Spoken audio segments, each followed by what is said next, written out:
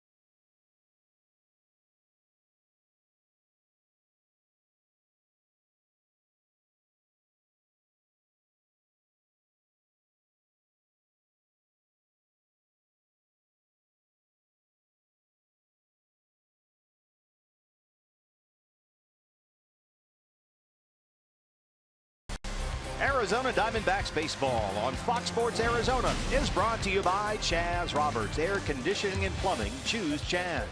By Lone Butte Casino. You're in for more winning moments at Lone Butte Casino. By Oregano's. Step up to the plate for a guaranteed home run pizza at Oregano's. Locations statewide. And by Cox Gigablast. How will you live the gig life? Well, it's been a home run parade between these two so far this year. Conditions a little different tonight for Zack Greinke. Roof and panels closed. Rockies and Diamondbacks. First pitch is next on Fox Sports Arizona.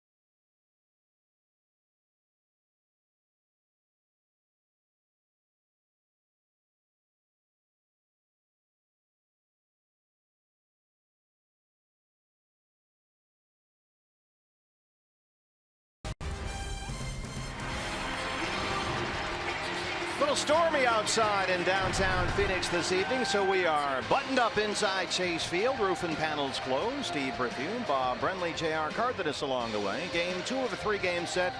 The Diamondbacks against Walt Weiss's Colorado Rockies, who must have, Bob, this place confused with Coors Field. The Rockies have hit at least 3 home runs in all 4 games they've played here at Chase Field this year. Yeah, they certainly feel very comfortable playing here at Chase Field. Conditions vaguely similar to Coors Field. Here's how Walt Weiss will line them up tonight. Charlie Blackmon in center field. That guy, Trevor Story at shortstop. Carlos Gonzalez out in right field tonight. Nolan Arenado down at third base. Gerardo Parra, the former D-back, moves over to left field tonight. Mark Reynolds, another former D-back, at first base. Nick Hundley doing the catching. DJ LeMahieu at second base, and left-hander Chris Russin on the mound for the Rockies. Your Arizona Ford starting pitcher for the D-backs, it's Zack Greinke. No pitcher in baseball has allowed more hits this season than Zack Greinke. 5 of them have been home runs, all 5 in this ballpark, including 3 by these Rockies here on opening day. Yeah, I mentioned that first start against the Rockies opening day, not very good. His last time out against the Cardinals, not very good. But in between, he was okay. Did well against that strong Cubs team. Gave up 7 hits in 6 innings. Padres and Giants wedged in there in between, and those 3 starts in the middle, he did not allow a home run. Hopefully that's what we'll see here tonight with the roof and panels closed. The defense behind him, our Eye on Defense, is brought to you by Nationwide Vision Center. Tomas, Owings, and Peralta once again across the outfield. Brandon Drury at third. Nick Ahmed returns to the lineup at shortstop. Gene Segura slides back to second base. Paul Goldschmidt over at first. Wellington Castillo doing the catching for right-hander Zack Greinke. Toby Basner, our plate umpire tonight. Last season, the Diamondbacks were 8-2 versus the Rockies here at Chase Field. Trying to get that trend going again after losing last night's series opener 9-0. And Charlie Blackmon set to lead it off for Colorado. This is already the 8th time this season the Diamondbacks have faced a left-handed starting pitcher. Record is 3-4 against those left-handed starters. They've hit over 300. 15 of their 36 homers have come against left-handed pitching. And it's been a bunch in a short little time period here lately. It's been tough to get Jake Lamb and David Peralta in there consistently.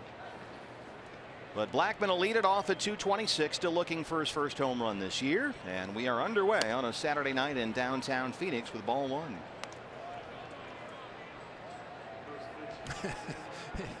Zach Greinke wanted that first pitch already. Wellington Castillo was ever so slightly moved out on that outside corner, and he dotted the glove, but they did not get the call from Toby Basner. And Greinke showed his reaction out there on the mound after one pitch. Advantage for Zach to have everything closed up tonight? Well, that's the conventional wisdom among pitchers that you talk to that have pitched in this ballpark for any amount of time.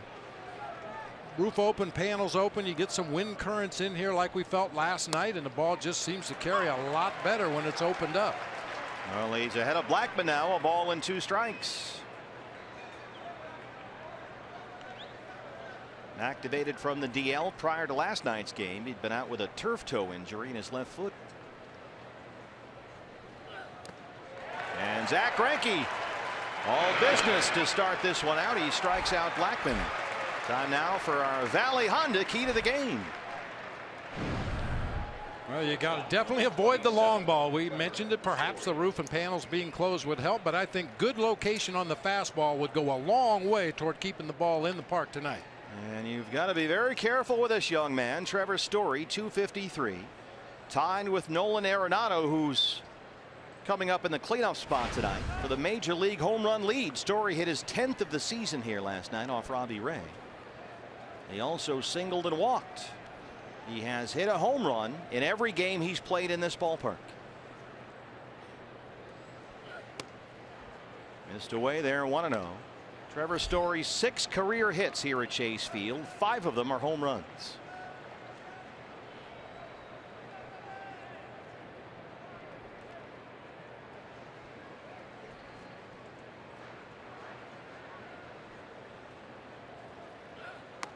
Breaking balls in there for a strike, and it's 1-1. I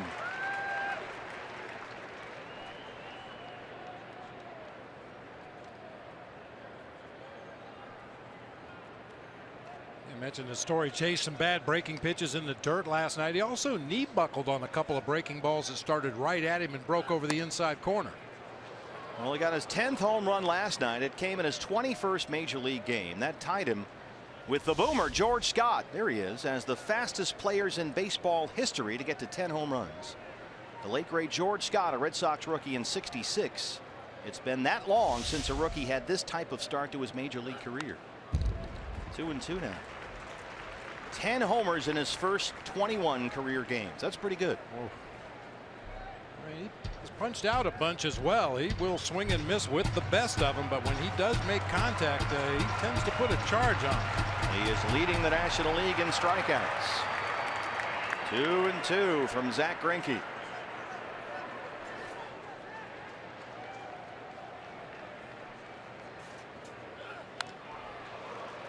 And him out in front just did get a piece. The home runs off Greinke opening day. 3-run homer out away from him. He drove it to the opposite field. That was pretty impressive for a young player, showing the opposite field power.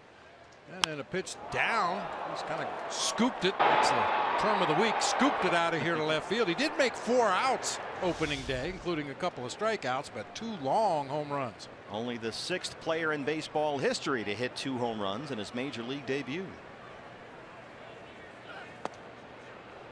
Full count, 3-2.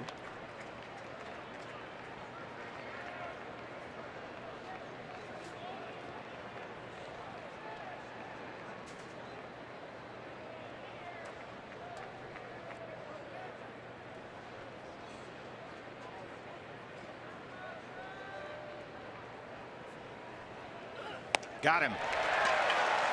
Zach Greinke opens up with a pair of strikeouts, and now he'll work to Carlos Gonzalez.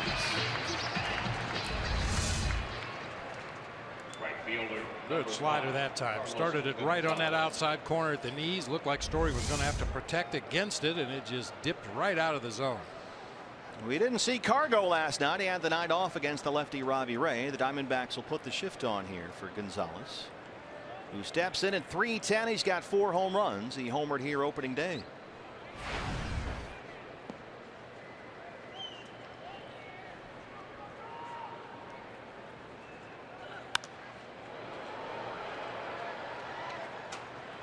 Brandon Drury playing third base tonight, but he got the start last night at second base, and that's essentially where he is right now as the third baseman with the shift on for Cargo.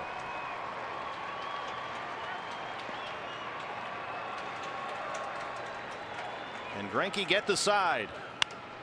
There's a little flare left center. Tomas, it'll drop in front for a base hit. 2-out single for Carlos Gonzalez.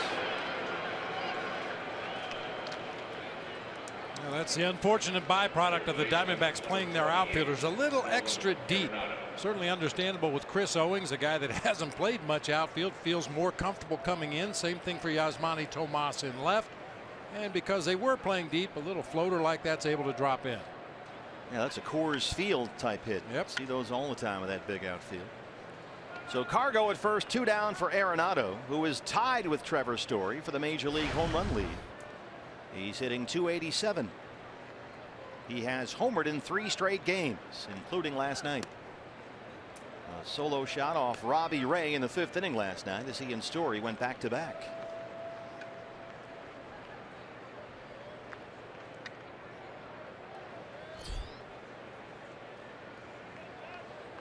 D-backs have the shift on now for Arenado. They overload the left-hand side. Breaking ball is in there for strike 1. There's a look at Gene Segura, the second baseman on the shortstop side of the bag. Yeah, I mentioned Zach Greinke was upset with the call on the very first pitch of the game. I think he's using that to his advantage, pitching with a little bit of a chip on his shoulder here in the first inning. See that it worked for Ruby De La Rosa the other night, that's for sure. Did. Toby Basner behind the plate. That one tied up Arenado, and yes, he went, says Jordan Baker down there. 1-2. Nasty two-seam fastball this time, dive bombing down and in. Arenado realized that was a bat breaker, tried to check his swing. It was rung up on appeal.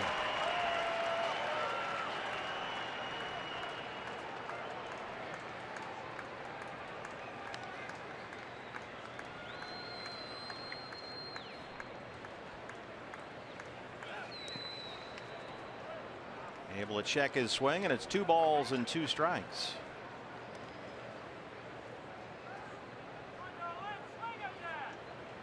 Zach Greinke has won his 2 previous starts, outstanding against the Giants in San Francisco, and 7 runs allowed on 11 hits, including 2 homers his last time out. That was Monday here against the Cardinals, but he got plenty of run support to get the win.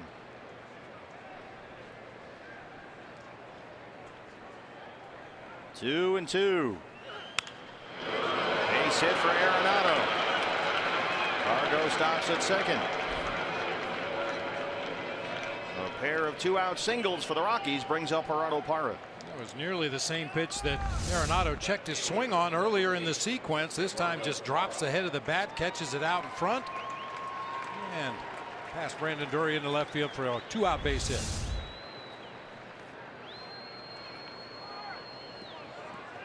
Gonzalez at second, Arenado at first. Gerardo Parra, 292. He's homered twice.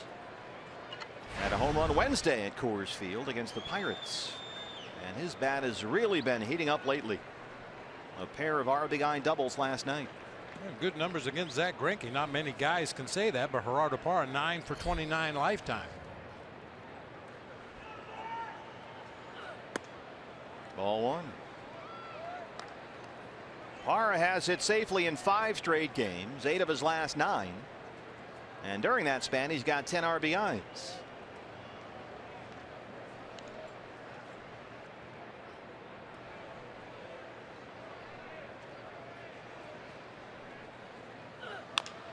Bounced over the mound. Segura. Ahmed. Who's got it? Little 3-man weave there. It works out. They strand the 2-out singles. The middle infield of the Diamondbacks. Oh, Nick got right in front of him at the last moment. Nicely done. D-backs coming up.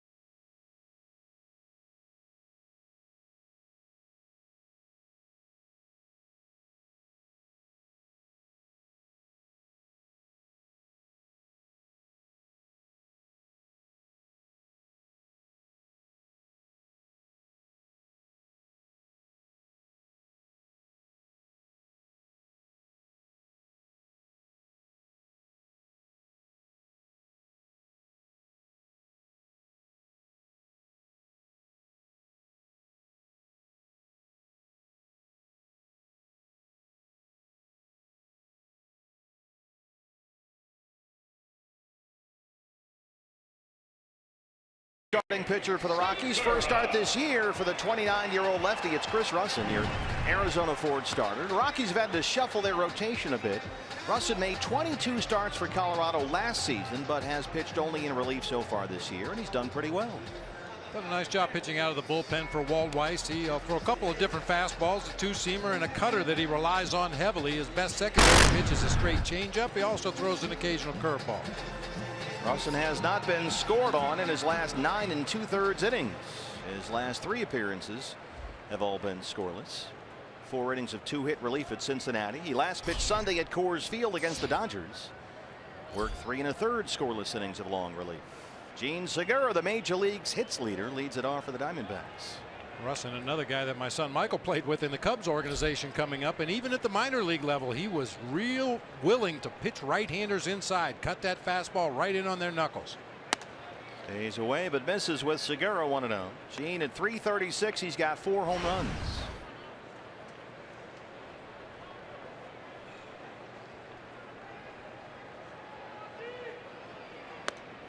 Right at the knees for strike 1. Yeah, you see the velocity 89 on that fastball. He'll occasionally touch 90, 91, but overpowering opposing hitters is not really his forte. He's got to hit his spots. He's got to move the ball around the zone. Rockies have had to move their starting pitching around this week. They lost Jorge De La Rosa to a strained left groin. De La Rosa went on the DL Wednesday. Eddie Butler called up from AAA Albuquerque. He's there for some length in that bullpen. They've got Christian Bergman back there as well, but he's pitched a lot lately. So Russin gets the start here tonight. 2-2 on Segura.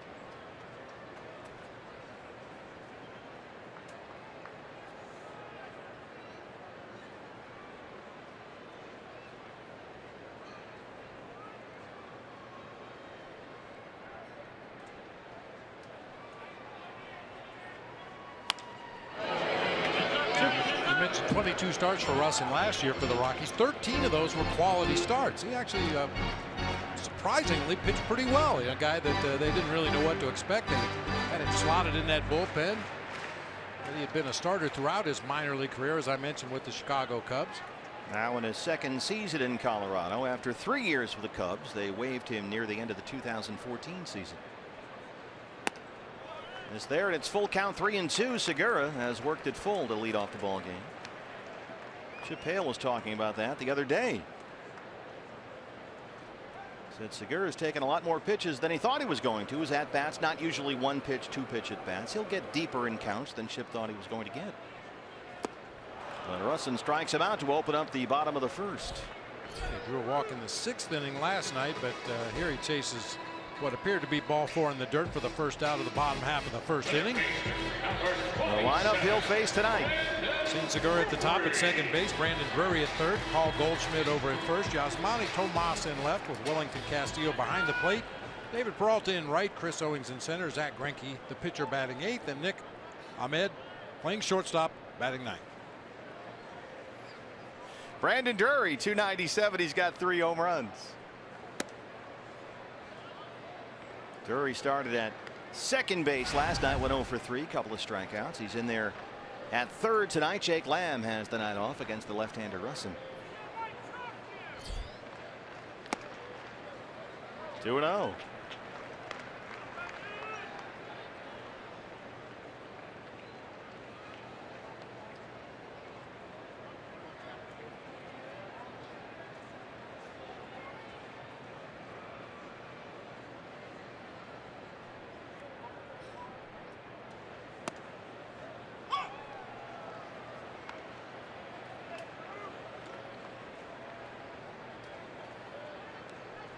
Russin pitching from that far third base side of the rubber out there. I mentioned he likes to cut the ball in on the right-handed hitters and works as far over on that third base side of the rubber as he possibly can. Yeah, he is way over there.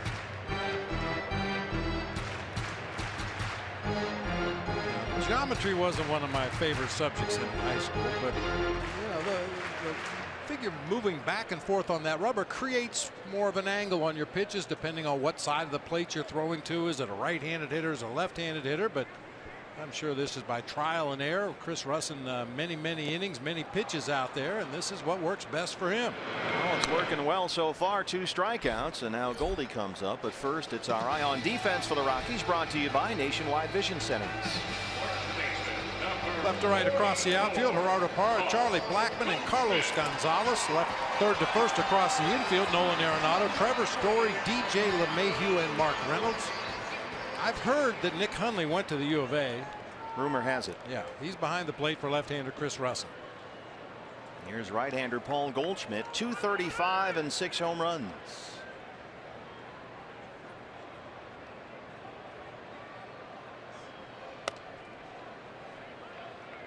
Goldie's last 3 hits have been homers when he gets a pitch to hit. He walked twice and struck out last night. Leading the major leagues in walks. In fact, Paul this year has more walks than hits. He's got 25 bases on balls, 19 hits. He's also walked more than he struck out this year.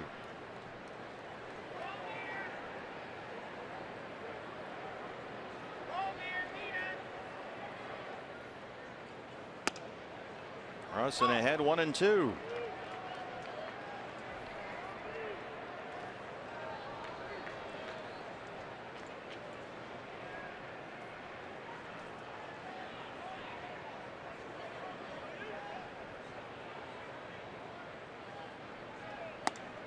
And he strikes out the side. Segura, Drury, Goldie go down swinging.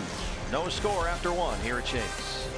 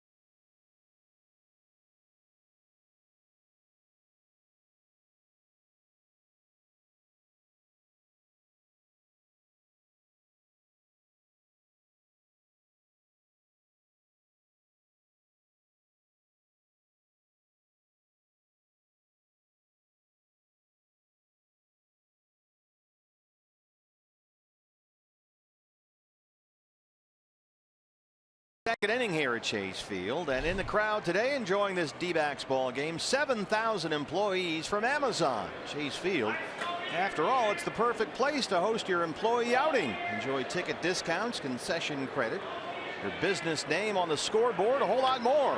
Your group today, get them involved, get them out here. We'll make room, we'll treat you like kings. Visit dbacks.com/groups. 9,000 Amazon people. They had an extra 2,000 showed up. They heard it was good. So we're glad to have them here with us this evening. Mark Reynolds leads off the Colorado second against Zach Greinke. Fly ball deep to center. Chris Owings will have to play it off the wall. Deepest part of the ballpark. It rolls over to Peralta. Reynolds will stop at second. He's got his 7th double. Boy, that one hung up there a long time. Diamondbacks had actually done a nice job against Mark Reynolds this year. Held him to a 2 for 13 before this drive to straightaway center field. With the angles out there, that's why corner outfielders, even on a ball hit to center field, you need to get yourself over there in a position where if that ball takes an odd ricochet off the wall, you're right there to be able to back up the play. Third hit for the Rockies against Zach Greinke. Here's the catcher, Nick Hundley. Just under 280 with a pair of home runs. He homered and doubled here last night, drove in 3.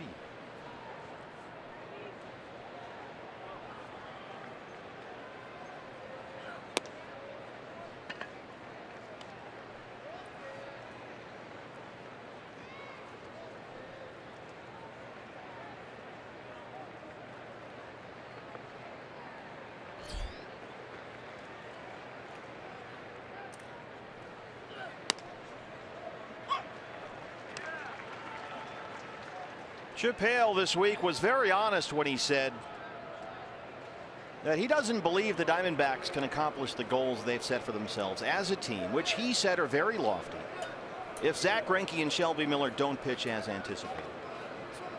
Pretty evident. And Chip said the Diamondbacks just have to be better there. And those two guys are going to be counted on to pitch very well. So this weekend, with Zack pitching today and Shelby tomorrow at home, where they both struggled against this Rockies team, which has been a problem, could be a very big litmus test here to close out this homestand before a long road trip. It's a big weekend for these guys. It really is, and the end of a really tough grind to start the season in the month of April. Playing a lot of potential playoff teams, a lot of very good hitters. Well, a double by Reynolds has opened up the inning. Now he's behind on Hundley, 3 balls and 1 strike with DJ LeMahieu on deck. You need your 2 big boys, and throw Patrick Corbin in there in that 3 spot in the rotation. You need those guys to start eating up some innings, bring some sanity back to the game. We know what this offense is capable of doing if you just give them an opportunity, keep it close.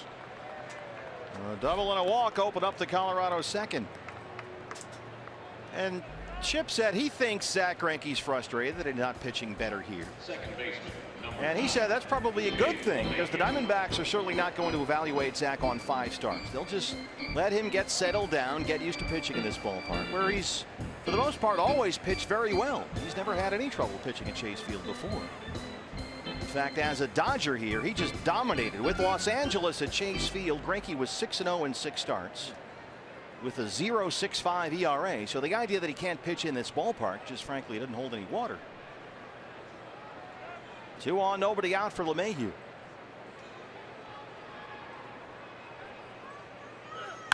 Greinke's got it. The Gold Glove goes top shelf. On it for 1, and they turn 2.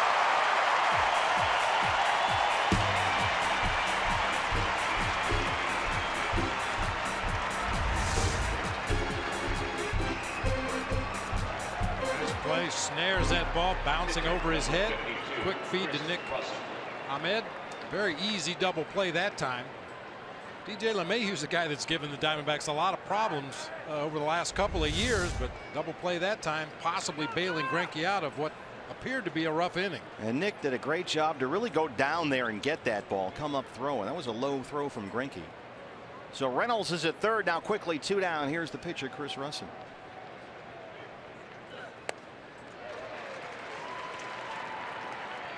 The early part of the ball game has been problematic for Zack Greinke this year. Last season, the entire year, he gave up 21 runs in the first 3 innings of a ball game. This year, he's already given up 12. 18 extra base hits all season last year in innings 1, 2, and 3. 9 already this season. So far tonight, 2 singles, a double, and a base on balls.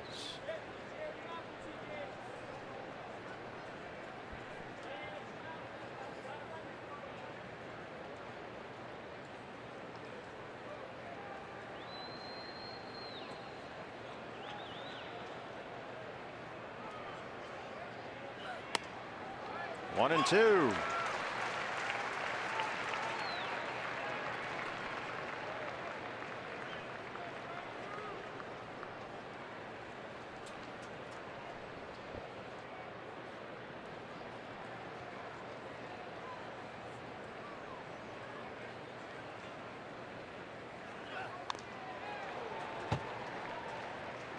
There's been a bunch of those with Greinke this year. The type of pitch that we just saw, where he's a strike away, you're going to go back in the dugout, and somehow the guy up there, whether he hits 300 or a $150, just gets a little piece of it, and things continue, and then something goes south for him, and before you know it, the scoreboard's lighting up. Yep. He got him. A double and a walk lead off the inning, but Greinke gets the double play and the strikeout to keep it scoreless.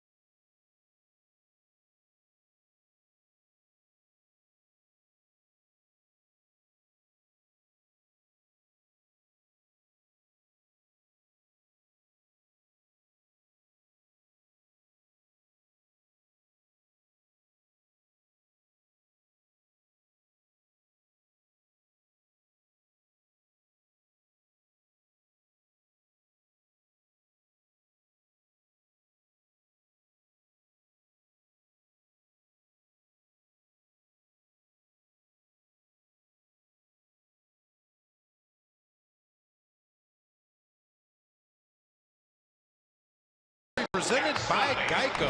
This date in Major League Baseball history going back to 2000. Randy Johnson beat the Cubbies 6-0 that day to become the third pitcher in Major League Baseball history to win 6 games in the month of April. The other two were Vida Blue and Dave Stewart. I thought you were going to say Chuck Drago.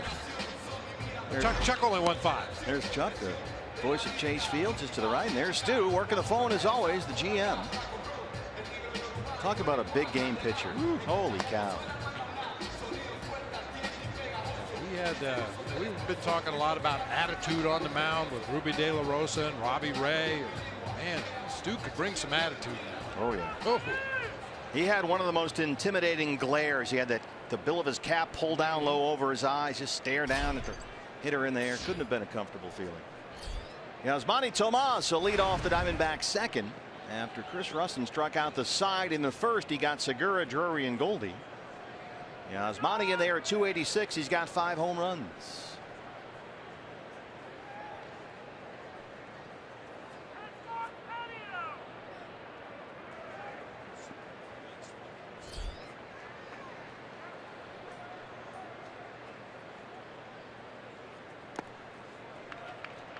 Yasmani Tomas has done some damage against lefties. You can see the defensive alignment by the Rockies out there. Charlie Blackmon playing over into the gap in right center.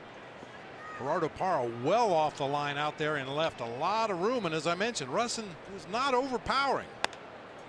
This is a guy that Yasmani Tomas and the rest of the right-handed hitters in this Diamondbacks lineup figured to pull the ball against.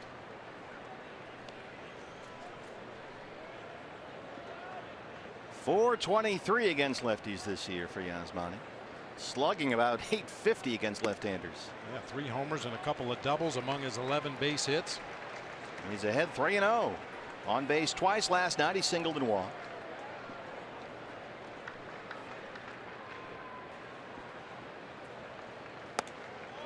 Missed at the belt. A 4-pitch walk to Tomas. First D-backs base runner today. Good at bat there by Yasmani. Nice to see him be patient. Number 7, Wellington Castillo. Seen a little bit more of that from Yasmani, it seems, Bob, lately. He's taking more and more walks. It's a slow progression, but he's getting there. Yeah, he'll occasionally regress and go up there and swing at the first 3 pitches he sees in an at bat, but we've seen more patient at bats from Yasmani. Just a matter of time, getting a little more comfortable, a little more confident hitting with 2 strikes. Wellington Castillo single last night. He was 1 for 4.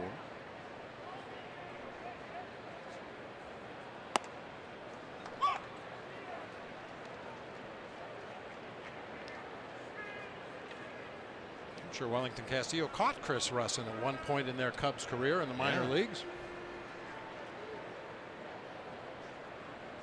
We like to call it the Michael Brenly tree. You know how there's coaching trees?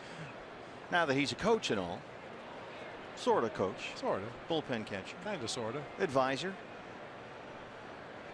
Yeah, we've talked about it before, but you know, it was just a turnover in the front office for the Chicago Cubs, and a lot of guys that were holdovers from the previous regime were shown the exit door. Some via trade, some just were straight released. Other guys bounced from team to team before finding their comfort zone. A guy like DJ LeMahieu, boy, has he found a good fit here in Colorado. 1-1 on Wellington Castillo. Coming in the radio booth. Oh, it just missed Mike Farron over there. Steve Gilbert ducking under the table in the press box after he threw Nick Pecoro under the bus last night.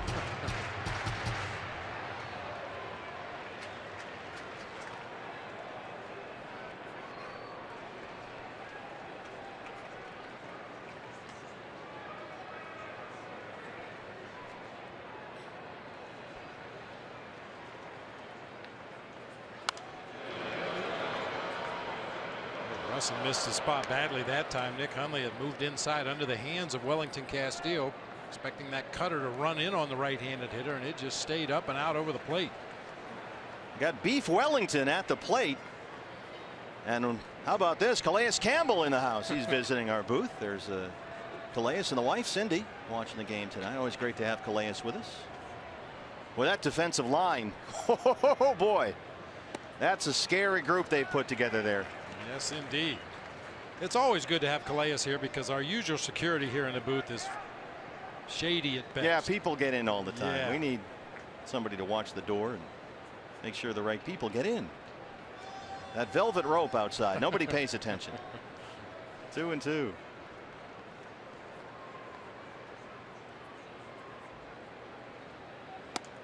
Called strike three. That's 4 strikeouts through the first 5 batters for Chris Russin. A little better job of hitting a spot that time. Once again, Nick Hundley moves inside. That cutter right there on the inside corner. David Peralta getting the start against the lefty tonight. David at .265 and 2 homers.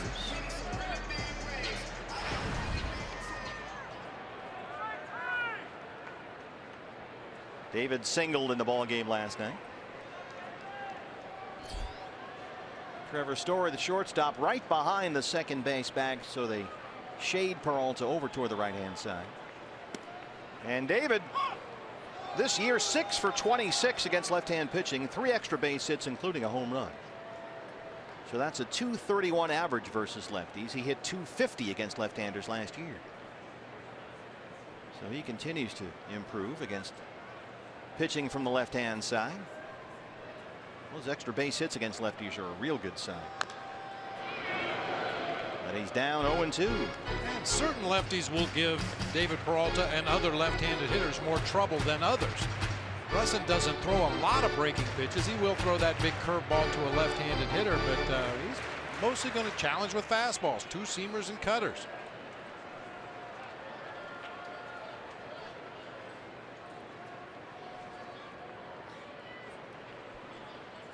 Oh, 0-2, 1 out to Loss at first.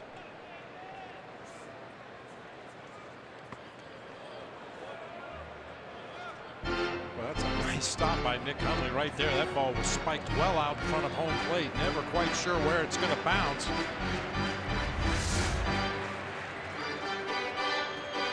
Right on the logo on the front of his chest protector right there. Couldn't do it any better.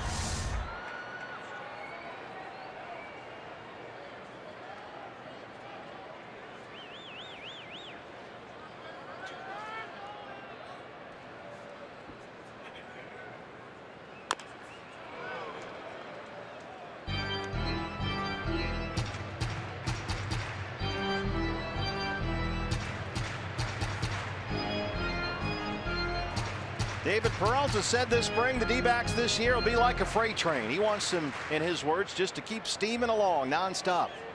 Got to keep chugging. So it's time to get this thing going.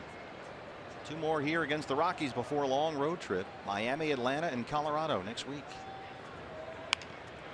Rolls it the other way. Arenado will get the double play started, but Peralta beats it out. That's 5-6 on the force out of Tomas at second, 2 down. Center field, number 16. It's one of the byproducts of that exaggerated pull shift. You get some awkward looking double play attempts when the guy happens to hit the ball to the other side. That time Nolan Arenado, the only defender on the left side of the infield.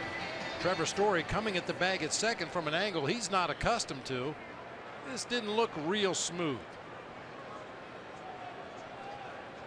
Peralta, the runner at first, 2 down. The red hot Chris Owings, he's up to 294. CO has raised that batting average 100 points since the middle of this month.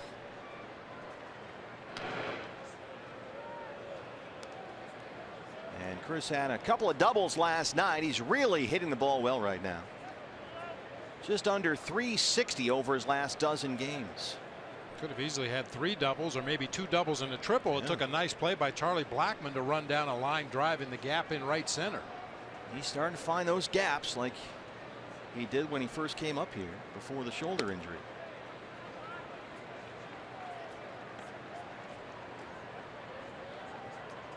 That's the guy who had a big season in AAA 3 years ago, hit .330 at Reno. He was Pacific Coast League MVP, in fact. Everything down the lines, in the gaps. Very good numbers against the Rockies. 2-0. The pitcher Zach Greinke, batting 8th tonight, is on deck. Taking his warm-up swings left-handed. Yeah, what's that about? Yeah, just pitchers, right? Yeah, messing around. Now he takes some right-handed hacks.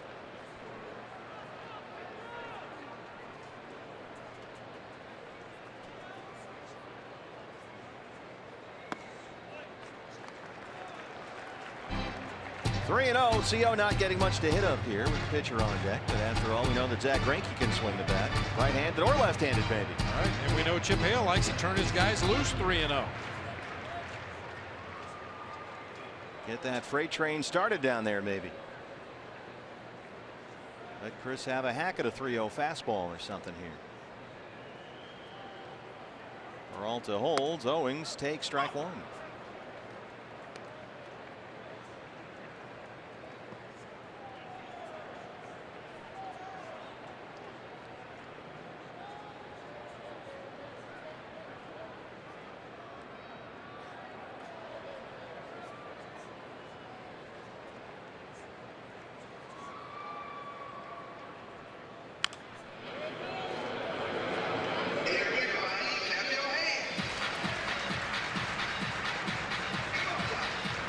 D-backs trying to get the offense going. 96 extra base hits. That's tops in the major leagues.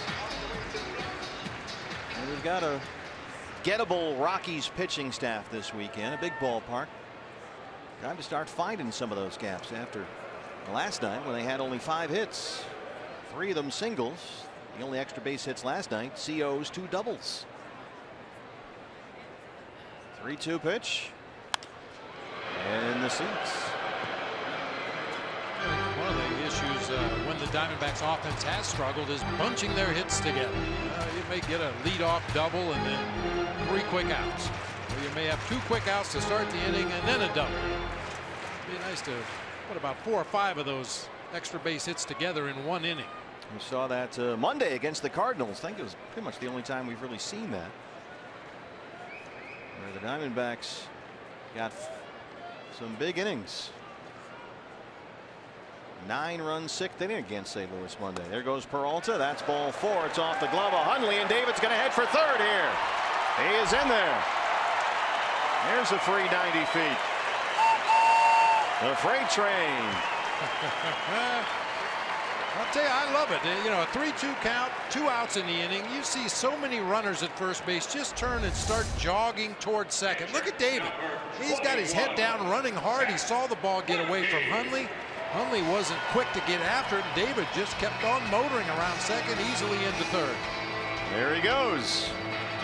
That's why we call him the freight train right there. Like a big runaway train around the bases, full speed, or full steam in this case, I guess. So that's a walk and a pass ball. Puts Peralta at third. Owings at first. 2 outs. Here's Greinke.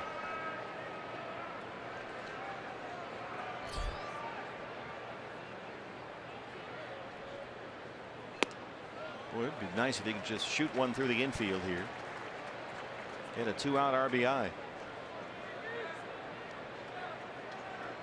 Boy, his last start against the Cardinals, they perfectly executed what we used to call a butcher boy. Show bunt, draw the third baseman in, and then take a little short, quick, abbreviated swing and hit it right past him.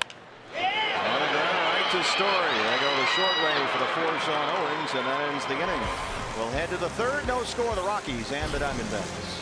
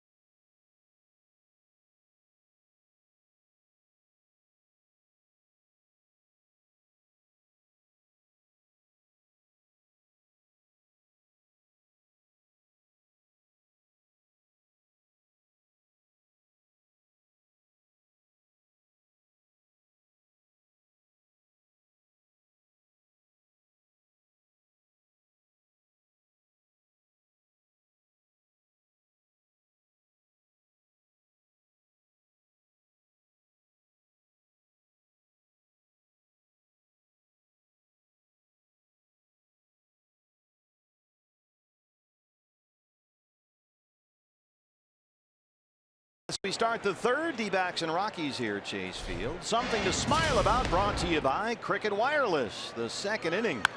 Look at this. Zach Greinke starts the 1-6-3 double play, and a nice turn by Nick Ahmed at shortstop. Nick making like a catcher out there on the bag at second. Goes down into a full squat to field that low throw, but plenty on his relay onto Goldie to complete that double play. The Rockies so far, 3 hits and a walk against Greinke, 2 singles, a double. And he'll face Charlie Blackmon, the leadoff man, to lead off the third. Blackmon struck out his first time up.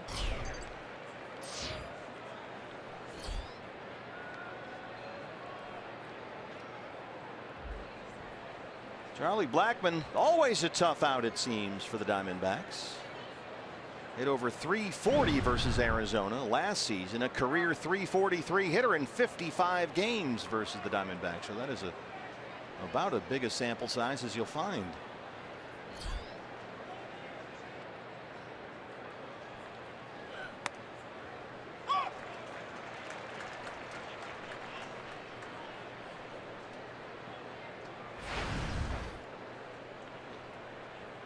Always good to have Calais Campbell visit our booth. He's out looking for quarterbacks right now. Off the fist, little dunk shot, and it drops in front of Tomas. Yeah, he's pretty fired up over the draft. Very excited to get started and get after it again. That's quite a defensive line they're putting together for the Cardinals. That's going to be a fun group to watch. Trevor Story, here he comes. He struck out his first time up against Zach Greinke. And Story a chance tonight to break a major league record. His home run last night tied him with the White Sox Jose Abreu for the most home runs in April by a major league rookie. It's 10. Back in time is Blackmon, says Jordan Baker down there. And of course, tomorrow is May 1st, so Story has one chance to break that major league record tonight. There he is, tied with Jose Abreu, who 2 years ago the White Sox hit 10 home runs in April.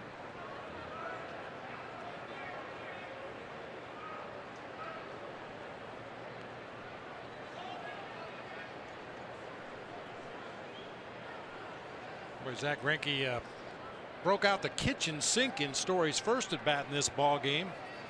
Threw 7 pitches, 2 fastballs, 2 curveballs, 2 sliders, and a changeup.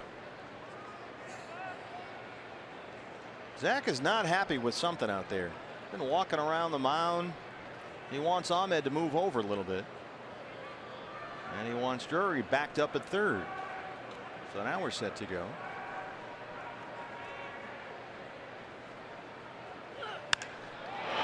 Fly ball left center. It stays in the yard. It rolls to the wall. Blackman's going to come home and score. And Trevor Story has an RBI double. It's 1-0 Rockies.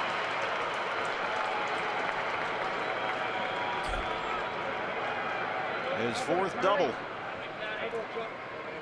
Appeared to be a strike breaking ball. We talked about it earlier in the show. That one at 85, up a little bit in the strike zone. Probably fortunate that one stayed in the ballpark right there. That's the kind of off-speed pitch that Trevor Story has been scooping out of here to left field against the Diamondbacks all season long.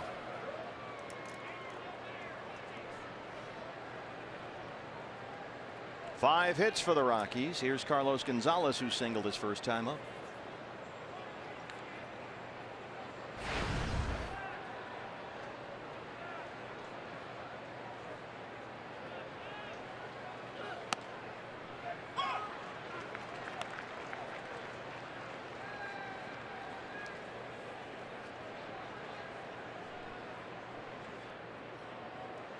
Carlos Gonzalez has never been a guy who uses the whole field. Historically, his hit data shows he doesn't really go to left field very often at all. And so the Diamondbacks have the shift on again. They overload the right-hand side. And last year, teams would shift against him. He would hit the ball hard right into it. He got a little frustrated, kind of got in his head, he admitted. But now he doesn't worry about it. He just, look, I pull the ball. That's what I do. I'm going to stick with my approach. If he hits a ground ball to the left side, it's an accident. I mean, we've seen David Peralta try to hit the ball that direction. We've seen Jake Lamb try to beat that shift, hitting to the left side. Forget it. Cargo's not going to try to hit that ball to the left side. On a 2-strike count, if he gets fooled by a pitch or has to protect the plate, he might squirt one over that way, but he doesn't want to hit the ball to the left side.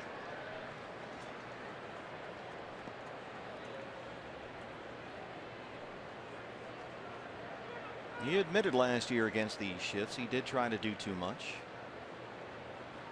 He said the more you think about it, the more it gets to you. So he's just sort of given up, in a sense that he'll just try and hit it really hard into the shift and try and be aggressive with it that way. When Carlos Gonzalez is right at the plate, when he's swinging the bat the way he's capable of, he just hits it over everybody. Well, you could put every defender on the right side of the field and he'll just hit it over all their heads. All players have hot streaks, but when he gets on a hot streak, he's almost impossible to get out. And the numbers for a 2-week stretch can be staggering. Gets him on the breaking ball. 4th strikeout for Greinke. Good weapon right there. Took a little bit off that curveball, a little bit more of a roller, but it acts as a changeup. Gets Gonzalez out in front. The dangerous Nolan Arenado, who singled in his first at bat. And now the shift will move again to the other side of the field for the Diamondbacks.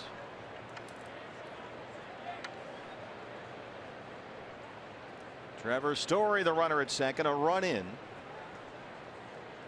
And an RBI opportunity here for Nolan Arenado. And since the start of last season, no player in baseball has more RBIs than the Rockies' third baseman. And Greinke, after the opening day start here, was talking about how to pitch to this guy. And he said the toughest part of pitching to Arenado is that he can hit every pitch in every location. There's not many guys, Greinke say, that can do that. We saw that in his first at bat of the ball game when he singled into left field. You may remember earlier in the sequence he checked his swing on a hard 2-seamer down and in. Greinke tried to go back to it again, and he was ready for it, got the barrel on it, kept it fair into left field. You've seen a lot, of course, of Nolan Arenado over the previous 3 seasons being an LA Dodger.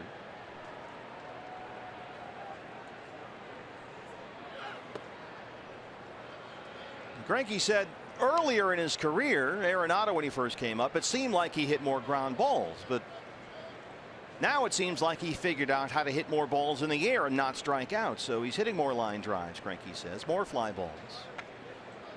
And with his power and not striking out so much, Zach says that's about as good as it gets. This is as tough a hitter as he'll face, he says. And playing 81 games a year at Coors Field. Doesn't hurt. Doesn't hurt a thing.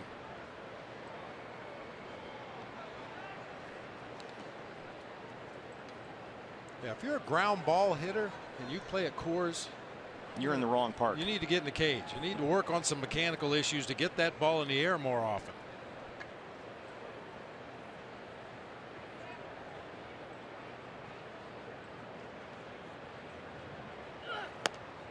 And Arenado is always up there hunting pitches to hit. He is not a patient hitter at all. A very aggressive swinger up there. But as Greinke said, he can get to just about any pitch anywhere. So it works for him. 1-2.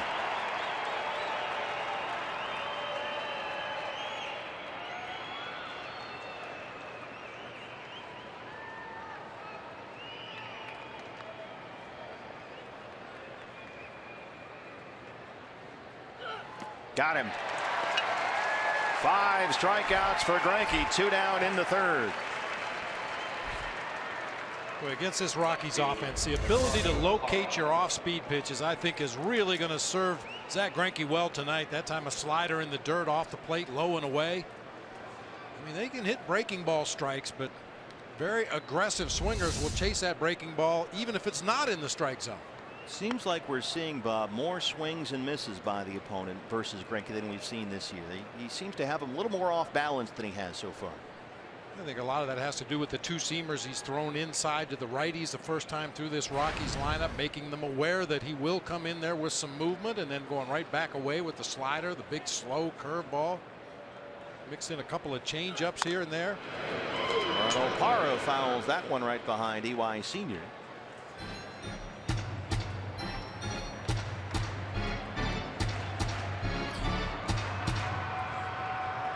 I guess to get the right mix of pitches takes a while for any pitcher. Figuring out what's working for you lately, what's not. What works against the opposition and how to come up with the right formula.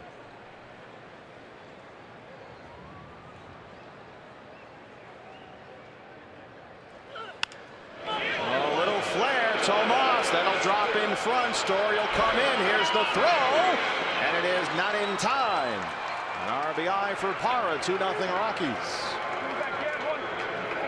And again, the Rockies drop one right in front of a Diamondback outfielder playing back. It's been a little bit of a dink and dunk deal here. Yeah, I don't think you really need to play extremely deep for Gerardo Parra in left. He doesn't usually drive the ball to the opposite field, but this one dunks in front of Tomas. Story around the bag at third by the time Tomas got to it. No chance for a play at the plate. Single and an RBI. Parra takes second on the throw, and it's 2-0 Colorado.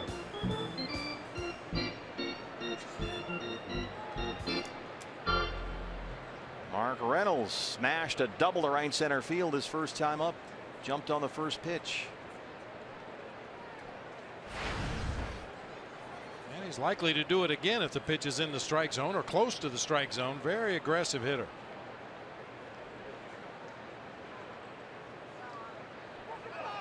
And look at Parra take off. Trying to get a little sneaky. Greinke kept a cool head and they get him out at third. But the Rockies get 2 runs. Diamondbacks coming up.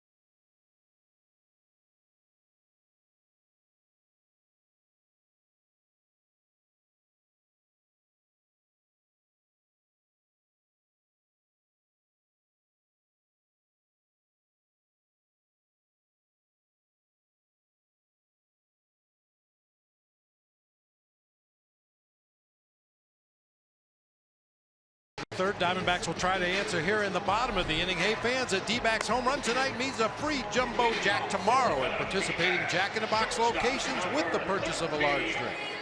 I'll tell you what, Bob, Gerardo Parra was always a fan favorite here, and for very good reason, but considering that Mark Reynolds just scorched a double his first time up, you can't get yourself thrown out there in scoring position to win the inning. That's one of the cardinal rules of baseball. You don't make the first or last out of the inning at third base. You have to be 100% sure you can sneak in there. But Zack Greinke very calmly and coolly just stepped off the rubber, threw over to Brandon Drury for the easy out at third. Well, the Rockies get 2 runs in that third inning. They've got 6 hits so far. Diamondbacks still looking for their first base hit against Chris Rusin. And here's Nick Ahmed at 190 and 3 homers, batting 9th tonight.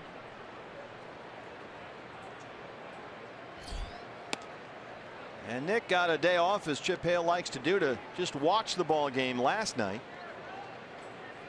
Nick, over his last dozen games, 3 for 39 up there. And he's fighting it a bit right now. And the skid comes right on the heels of a 5-game hitting streak, during which he homered twice, both at Dodger Stadium.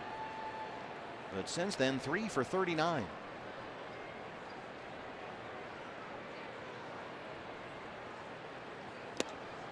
Well, a lot of offensive players look to the Rockies pitching staff to get healthy, and Nick may be one of those guys. His last 5 starts against the Rockies, he's had multi-hit games in all 5, going 11 for 20.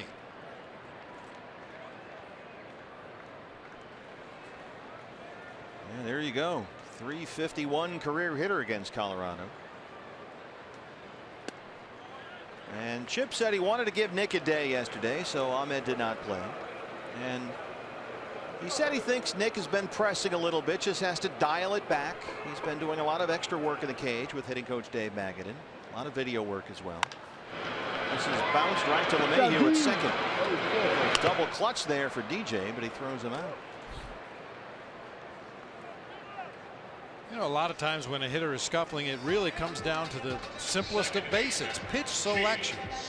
Look at a 3-1 count there for Nick Ahmed. You need to get a ball you can drive. You don't want to hit a 4-hopper to the second baseman when the count's in your favor, 3-1. Even if you end up taking a pitcher's strike, he still has to come back in that zone on the 3-2 pitch.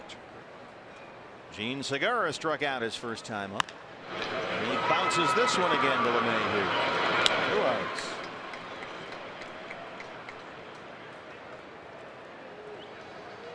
Brings up Brandon Drury. Third baseman, Brandon Drury.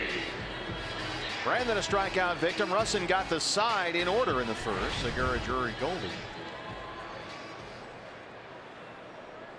But this has been one of the hottest bats in the Diamondbacks lineup lately. He's been in there just about every night so far over the last week or so.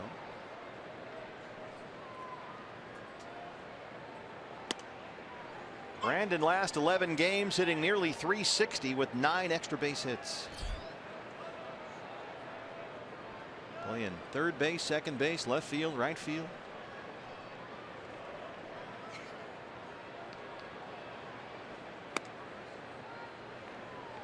That was the first 1-pitch at bat for a Diamondback hitter in this game. They've been doing a pretty nice job of running up a pitch count on Chris Rusin. They've had 2 7-pitch at bats, a 6-pitch at bat, 3 5-pitch at bats. Segura chasing the first pitch he saw, grounding out to second base. Another tapper. Arenado in at third. That's where base hits go to die. Rusin has worked 3 hitless innings. He's got a 2-0 lead.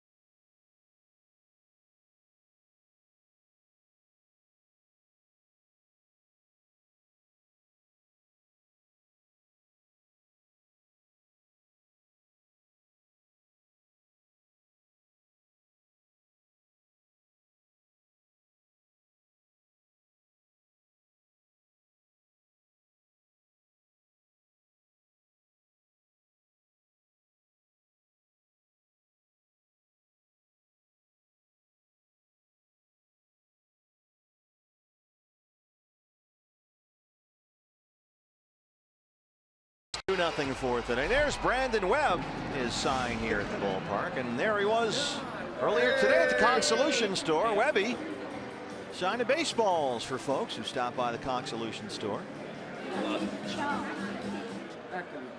Bobbleheads, you name it. Take pictures. Nice job, Webby, out there. Really The nice, Fox really Sports nice. Arizona Fan Express. There they are. Was Webby driving the bus? By the way, why haven't we put that together yet? We should have shots of all the players driving that thing. There you go. Get Peralta on there. All those guys. Reynolds, who was batting when Parra was thrown out to end the third, is up there to lead off the fourth. But a nice job by Brandon Webb aboard the Fox Sports Arizona Fan Express. Webby's had a busy weekend. Yes, he has. It was chaos out there. I mean, they needed crowd control. It's like the Beatles got back together. Had to borrow our velvet ropes outside the booth to keep That's the what fans happened. in line. I wondered where they went.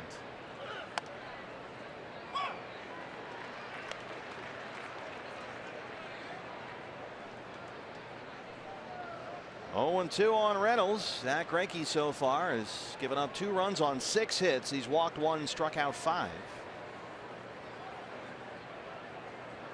A lot of pitches from Zach have been up so far. Reaches down and lifts this to short left center. They got it surrounded, and what a catch by Segura. The running backhander, Gene Segura, go get it. The shift was on, and Segura, the second baseman, makes that catch in left center field. That's a Chaz Roberts cool play of the game. Diamondbacks had too many defenders in the vicinity. Gene Segura actually pushes off Nick Ahmed just to get to that ball. Tomas is there. Chris Owings comes streaking into the picture. Looks like they're running the wishbone offense out there. Boy, what great concentration by Segura to stay on that ball. Threw an elbow into Nick, but that's all right. Nick Hundley walked in his first plate appearance. Had a home run and a double here last night. And he went to U of A. I heard that.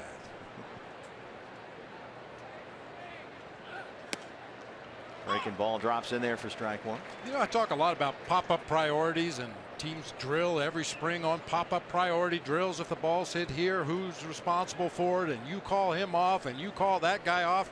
That was one of those pop-ups right there. Just everybody chase it. Somebody try to catch it. There's a little tapper to third. Drury double clutch, but he throws him out. 2 down.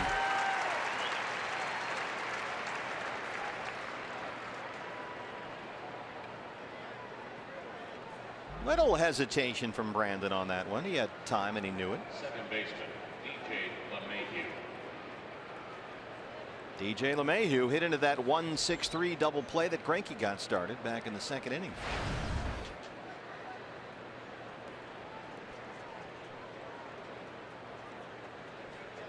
He is hitless in the series so far. Has been dealing with a nagging groin injury. DJ LeMahieu had to sit out a couple of games about 10 days ago.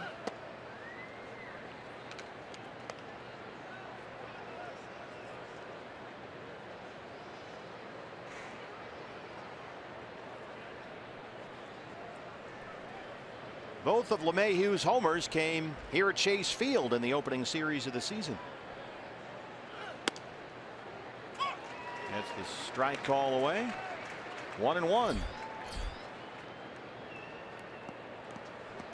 Zach Greinke so far 53 pitches, 37 strikes.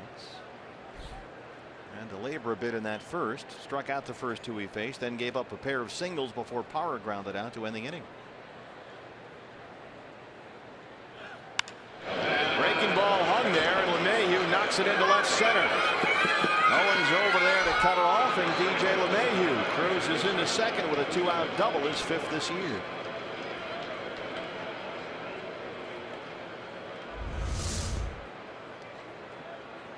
Again, it's up. Yep. Just dips down below belt level.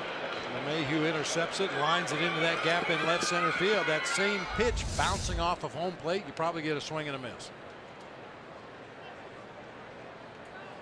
Chris Russin, the pitcher now, struck out in his first at bat. LeMahieu at second, 2 down. 7th hit for the Rockies. 3 of them doubles.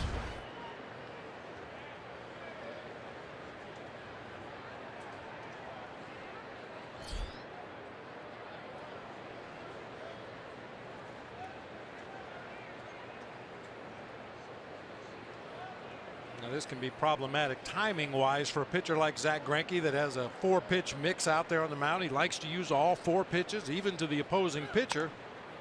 And with a runner at second, Wellington Castillo has to go through a series of signs, and if Zack Greinke shakes off, you end up just hanging finger after finger back there. Eventually the pitcher will step off or the batter will step out. Got the right one that time. We talked about this in past telecasts. Back in the day, pitchers used to just add or subtract. The catcher hangs down a sign for 1 fastball.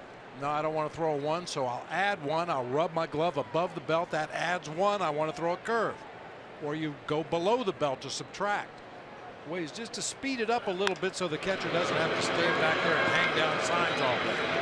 Segura throws out Russin. Greinke strands the 2-out double. He keeps it a 2-0 ball game.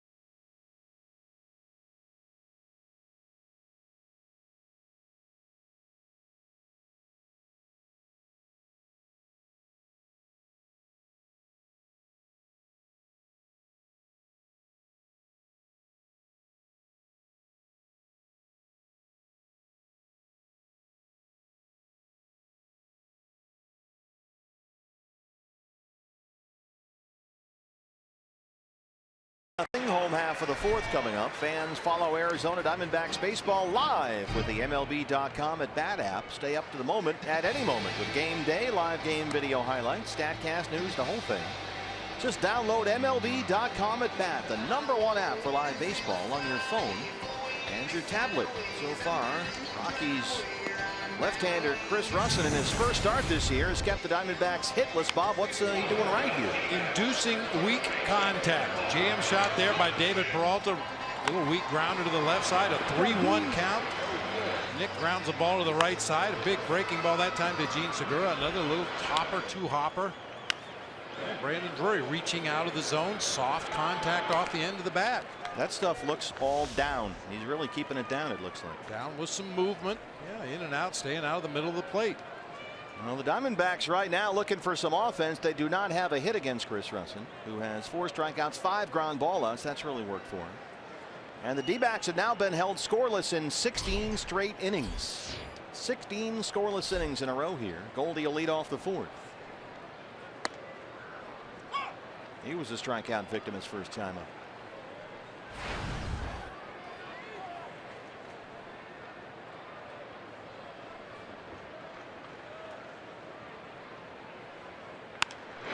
Base hit. Goldie gets the Diamondbacks in the hit column to lead off the 4th inning.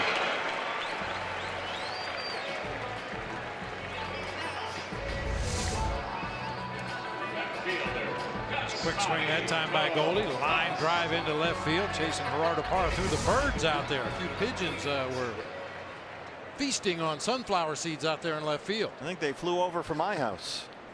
I got a real pigeon problem over there. Yeah, don't we all? Yasmani Tomas walked in his first plate appearance.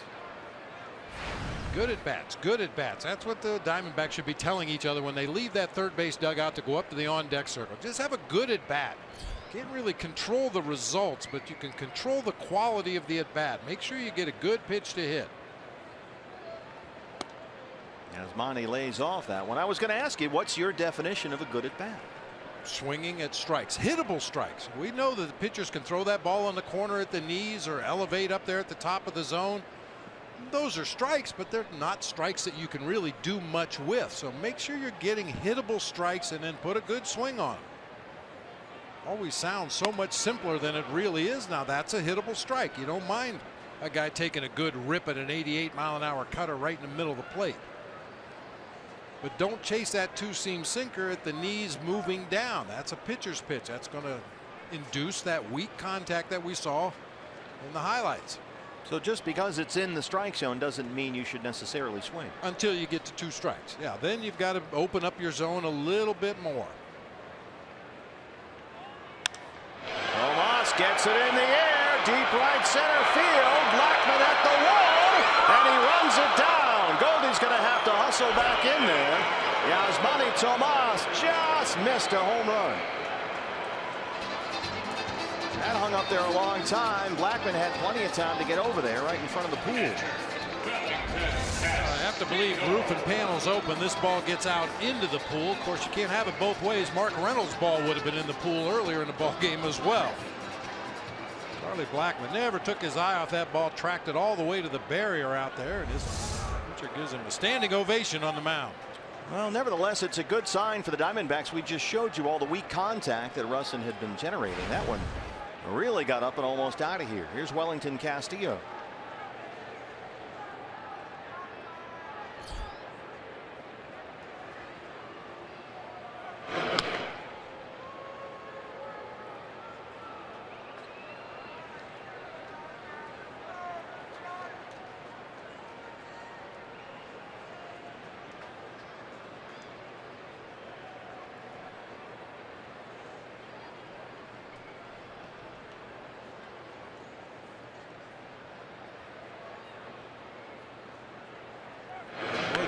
Keeps taking that extra half a step. He inches his way over towards second base, almost daring Russin to throw over to first. And the entire time anticipating whatever that trigger is to break towards second base. And you know Dave McKay has seen enough of Chris Russin that there is something over there that the Diamondbacks might be able to take advantage of. Watch right about here. He'll get the extra step and a half or so. That's what he's been doing. Holds it steady there after Russin threw over. He misses there. And it's 1-0. Long look down to Matt Williams at third.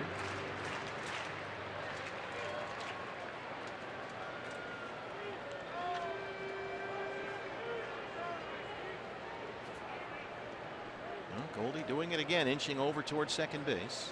Still going.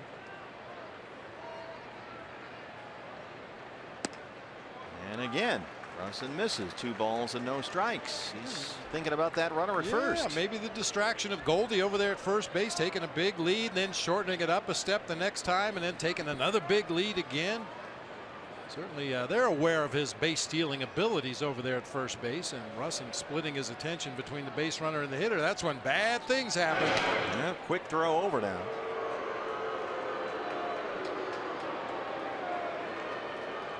Goldie last year stole 21 bases. He's only got 1 this year, but his reputation as an excellent base runner is out there, certainly. Let's see if he takes that extra half a step once Russin comes set. Sort of dancing around over there. 2-0 is in there, first strike. Wellington just looks like he's not picking the ball up well out of Chris Russin's hands tonight. He's raised his hands up a couple times on pitches that he thought were way inside off the plate, and they caught a lot of the dish. Balls he should be hitting. If you can't see him, you can't hit him. And sometimes pitchers, because of their delivery, there's just something about guys that some pitchers you just don't pick up the ball quickly. Other guys, it's like they're showing you what's coming. Just judging from Wellington's reaction to Chris Russin in his first at bat of the ball game, and so far in this one, it just doesn't look like he's picking it up quickly out of his hand. Russin has started games before. In fact, he was the guy who threw the Rockies' only shutout all season last year. He blanked the Padres in August in Denver, no less.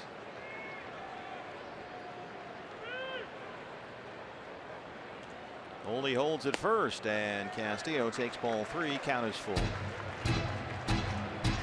Peralta on deck.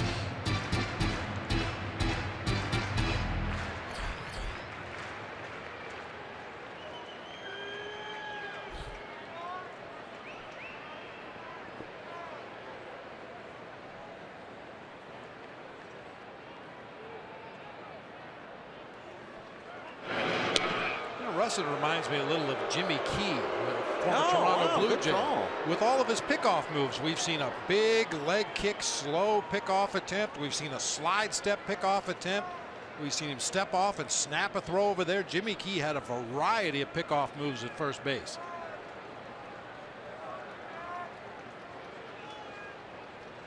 Three and two to Beef Wellington. Goldie holds it first, and Castillo hits it up the middle. LeMahieu behind the bag. Story turns a double play. Nice job there by the rookie shortstop Trevor Story. And they turn the double play behind Chris Russin. LeMahieu behind the bag. Story turns 2. Diamondbacks still trail by 2.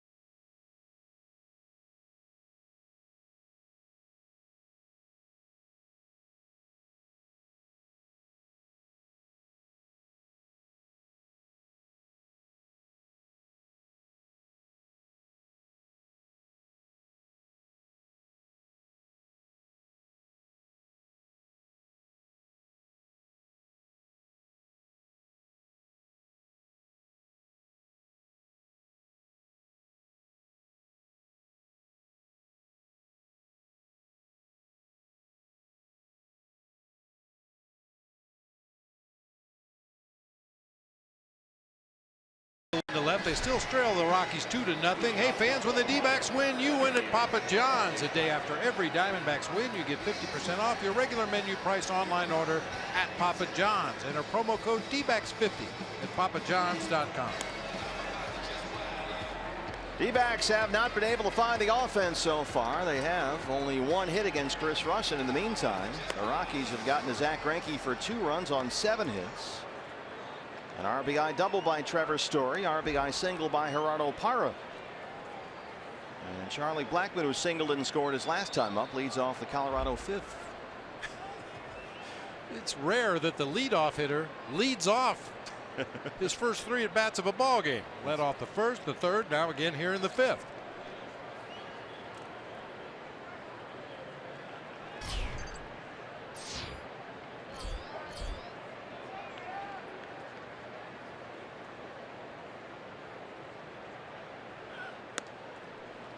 Been throwing a lot of first pitch breaking balls tonight and stealing strike 1. Now, this is a very good first ball fastball hitting team. Up and down the lineup, all these guys looking to cherry pick that first fastball in the strike zone. Takes a cut at that one. It's 0-2. That was not a great swing. That's that kind of tweener changeup that Zach Greinke will throw. A lot of guys take 8 to 10 miles an hour off their straight changeup. Zach Greinke just takes a few miles per hour off, but it's enough to get hitters out in front.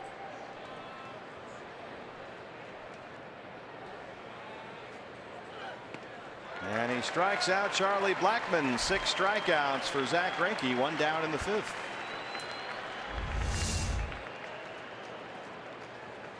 Slider with that downward movement.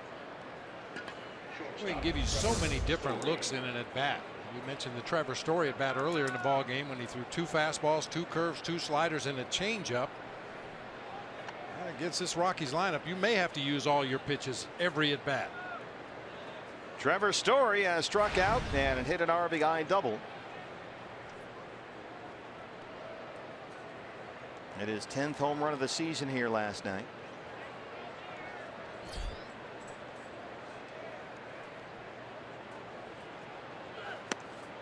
Ball 1. This was Trevor Story in the 3rd. Left it up. Yeah, another ball that possibly could have gotten out of here. Roof and panels open. As it was, it landed just short of the warning track out there in left center. You can see the reaction there by Zach Greinke. Frustration. A good shot of Story's eyes there. We've talked about this several times already this season. Looking off the pitcher. You don't want to get caught in the batter's box just staring out at the mound. So he took a quick peek down the right field line. Some guys look at the foul pole. Some guys look at the scoreboard. Just to kind of relax their eyes a little bit and then refocus on that pitcher as he goes into his windup.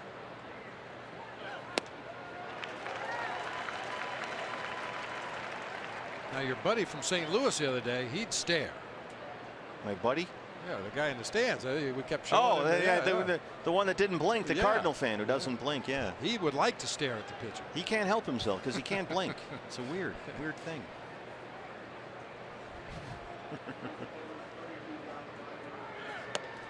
That's in there for a strike.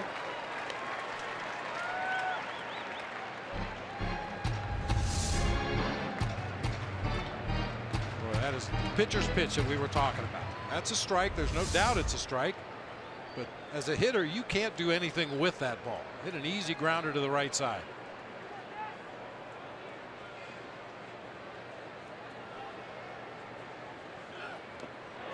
Way out in front of that slow breaking ball. 7 strikeouts for Greinke. Bad breaking balls. Can't seem to lay off of him. It's a curveball that started in the zone, ends up in the dirt. Story chases it. Now they'll put the shift on for Carlos Gonzalez, who was singled and struck out.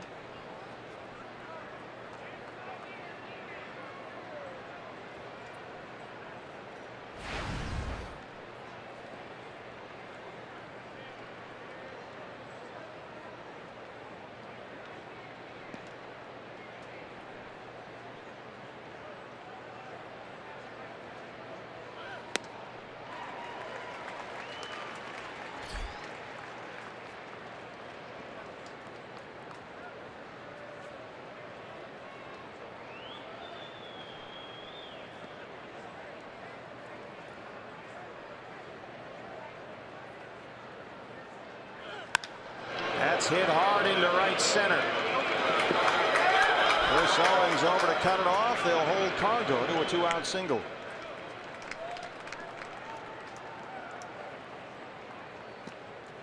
That ball kind of checked up on CO out there in right center field. He got over in pretty good shape.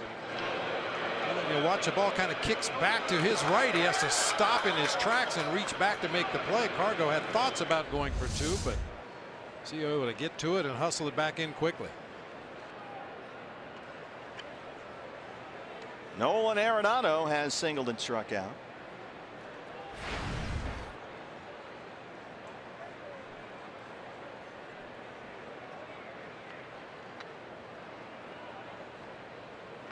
And remember, Greinke talked about facing this guy for the last 3 years, trying to find a place to pitch him because he just hits everything in any spot. So you really need your bag of tricks against Nolan Arenado. Speaking of bag of tricks, I saw him miss a ground ball during batting practice. No, today. you didn't. Well, he tried to catch it behind his back. Oh, there you go. I was going to say something must have happened. Was he blindfolded?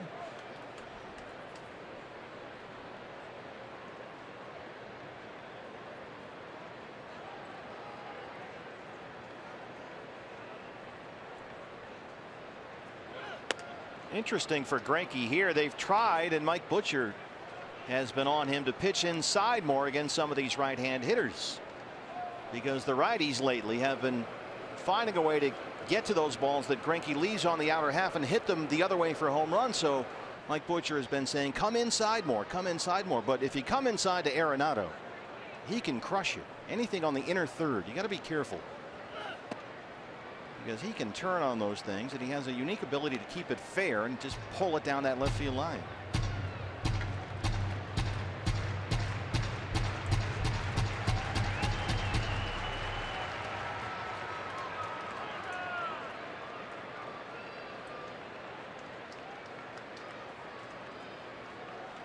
.70 pitches for Zach, 49 strikes.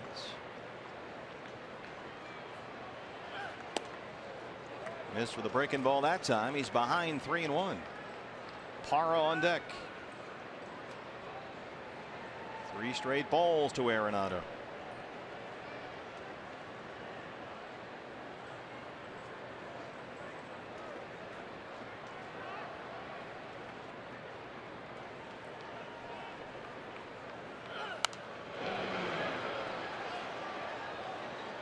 Full count, 3-2. That'll get Cargo started from first.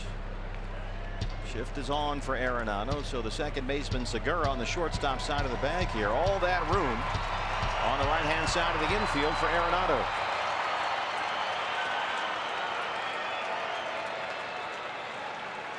Gets a little more patient when he gets in 3-2 counts than he normally is.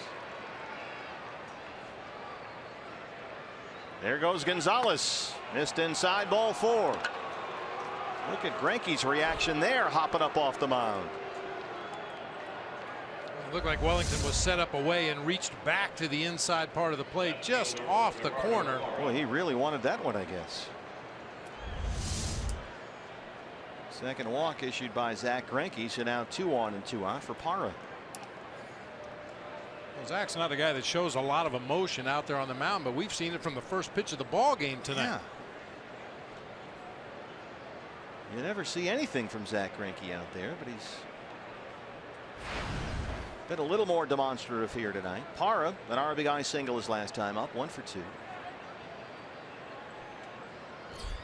So he's hit safely now in 6 straight.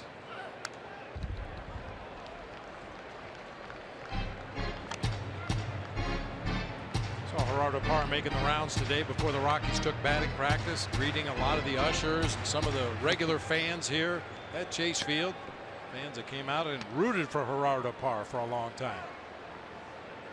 He seems to be in a great place, not just Colorado, but I mean mentally, emotionally. He seems really happy where he is. Feels like a good fit for him.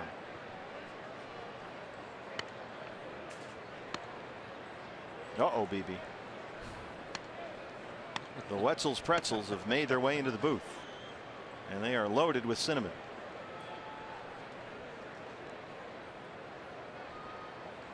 I know you'll try to do the right thing, but you'll break down eventually. Eventually. I'm just waiting for the last out here. Well, the wife is here in the booth tonight. She just ran down there and got some Wetzel's pretzels for everybody. I thought she made these. Oh no, nobody makes these better than Wetzel's pretzels, and they're the best when they're at the ballpark here, because that smell of cinnamon from right below our broadcast position rises up, and it's like doing a ball game in a bakery. These are good.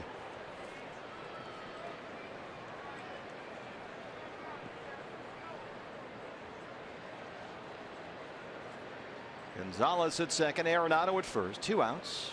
The 0-1 to Parra is in there, strike 2.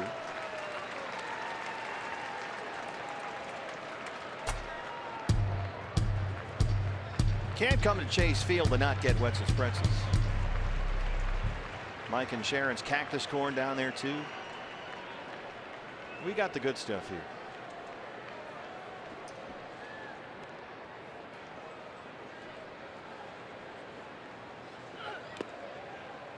Won't chase in the dirt, a ball and 2 strikes.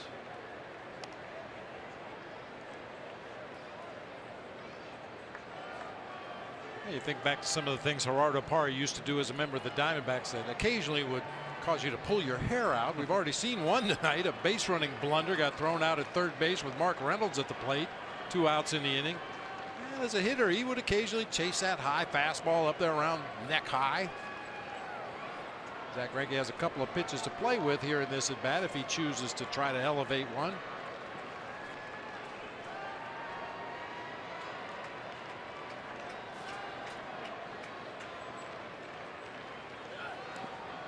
Bounced at that time, and it's 2-2. All right, now you want to make something happen. Definitely don't want to go to a full count. 2 runners on base, 2 outs in the inning. They'll be off with the pitch. Well placed single could possibly score that runner all the way from first base.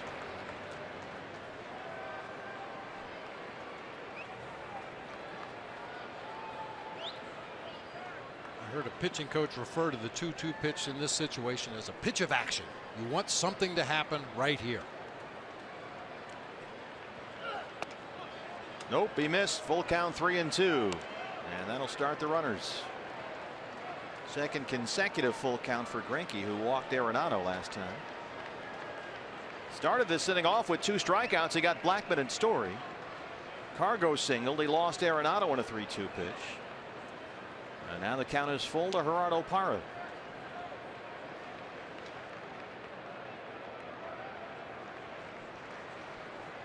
There go the runners. Parra shoots it the other way. Tomas is there.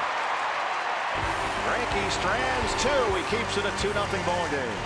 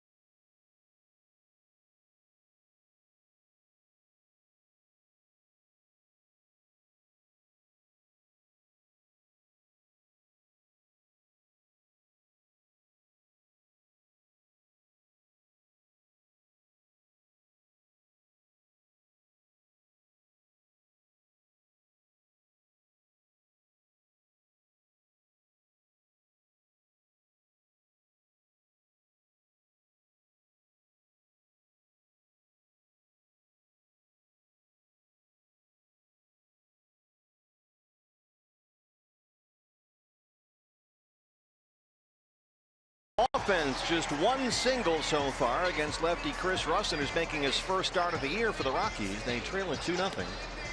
As we start the 5th inning, Peralta, Owings, and Greinke 6, 7, 8 for the Diamondbacks. Somebody needs to go rattle that bat rack.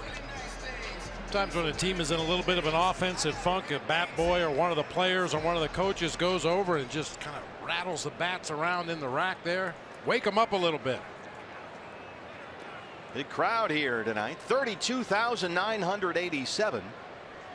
And we need to give these fans something to cheer about. We have, BB, 9,000 Amazon employees and family members here with us tonight. Sections 101 through 111. 9,000 folks from Amazon here at the ballpark. Peralta will lead off the 5th.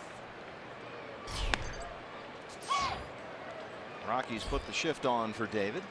Trevor Story, the shortstop, right behind the second base bag.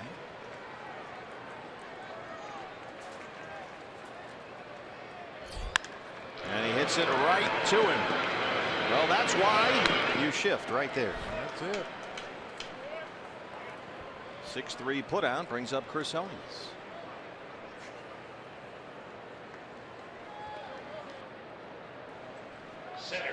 I mean, you don't shift. That's an easy single up the middle.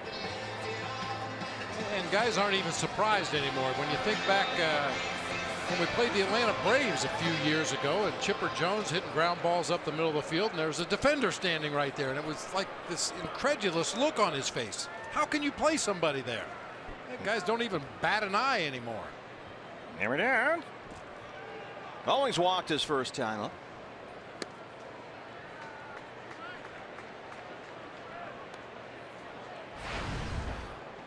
Well, we mentioned this, and maybe we'll see it, in fact, at Coors Field. They've talked about the Rockies maybe going to 4 outfielders in that ballpark. That's a shift with the way things are going. You feel like maybe eventually you'll see in the not too distant future.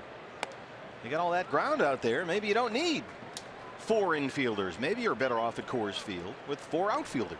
Yeah, if a guy's a fly ball hitter, he's more likely to hit the ball in the air to the outfield than he is to hit a ground ball to one of your shifted infielders. So, yeah, stick him out there in the gap. Next road trip ends with 3 in Colorado. One more here against the Rockies tomorrow afternoon. Shelby Miller and Chad Bettis in that ball game. Monday we travel, 3 in Miami, 3 in Atlanta, and 3 in Colorado before we're back home for the Giants on May the 12th.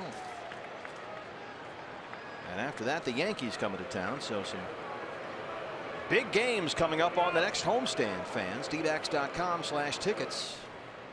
That's the place to go. There's a 3-0 strike to CO.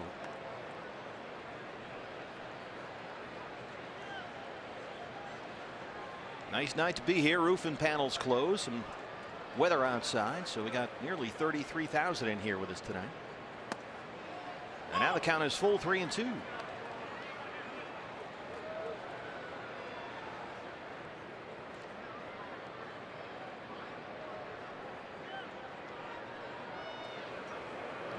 Remember when Gibby used to try and get rallies started by changing where he sat in the dugout? There's a walk to Chris Owens. 3rd walk issued by Russin. So it looks like Chip Hale is trying to change the mojo down there. He hasn't rattled the bat rack as you suggested, but he is sitting in different spots. As long as you alert your coaches where you're going to be sitting. Matty look into the dugout for a sign where Chip usually sits and there's nobody there. Where'd he go? He's way down the other end. There's Glenn Sherlock and Mike Butcher, Dave Magadan, Ariel Prieto holding down the fort on that side. Chip's all by himself down there. Zach Greinke.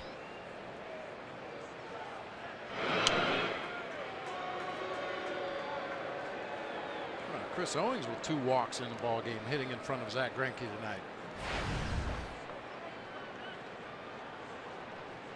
CO's at bats have been getting better and better. Now that he's healthy, it just makes a world of difference. Not chasing as many bad pitches as we saw him last year, trying to do too much. Big cut from Greinke. It's 0-1.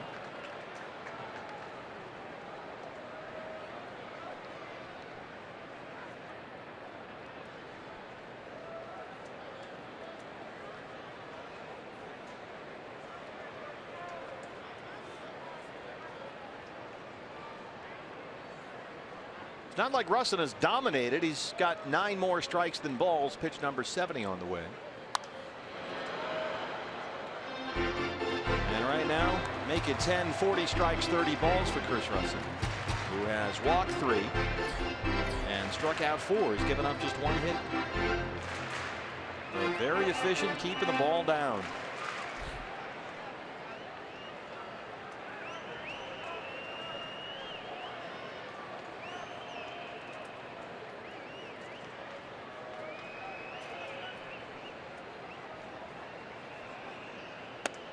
Called strike 3.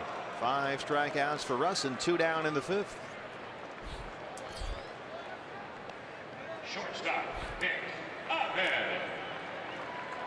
Brings up Nick Ahmed. A lot of baseball left here tonight, but the Diamondbacks this season have had an extra base hit in every game. Only the lone Paul Goldschmidt single so far tonight. Chris Owens 2 doubles were the extra base hits last night. They were shut out, had only 5 base hits. So far, just 1 Goldie single tonight, as you mentioned. Ahmed grounded out his first time up.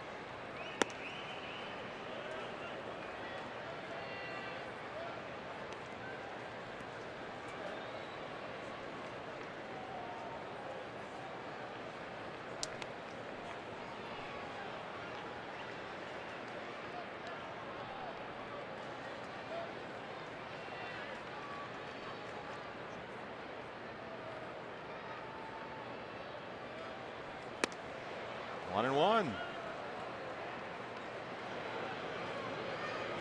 It's like on the bow of the ship, all by himself down the far end of the dugout, trying to get something started.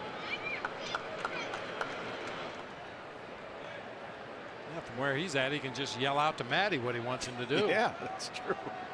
Cut down on signs. He'll be in the camera well maybe in the next half inning. Do you ever do that? Move around different spots? Yeah, I stayed in the same vicinity. I do other crazy things. What'd you do? I'm afraid to ask. There's just so many things. Can we repeat any of them? Oh yeah, I mean, you see the netting in front of the players right there, where I used to sit at this end of the dugout. If you kind of squeeze that netting together, you can make little designs and stuff. And if we were hitting, I tried to make the holes in the fence bigger. If we weren't hitting, I tried to make them smaller. I just crazy things. Sometimes I had my foot up on the railing, other times both feet down. Hand up on the railing, both hands on the railing, the other hand on the railing. Hands across America. Oh man, I mean, it drives you nuts. And it starts from the moment you wake up in the morning. What did I eat yesterday? No Frosted Flakes today. We got beaten last night. Okay. Maybe I'll try some fruit. Let's eat fruit. That's what we need. Take a different route to the ballpark if we lost the night before. If you're on a winning streak, you drove the same route every day and hope to get caught by the same lights. And Ahmed gets caught looking at strike 3. 6 strikeouts for Russin, who has worked 5 scoreless and given up just 1 hit. Chip will come back down to this end now.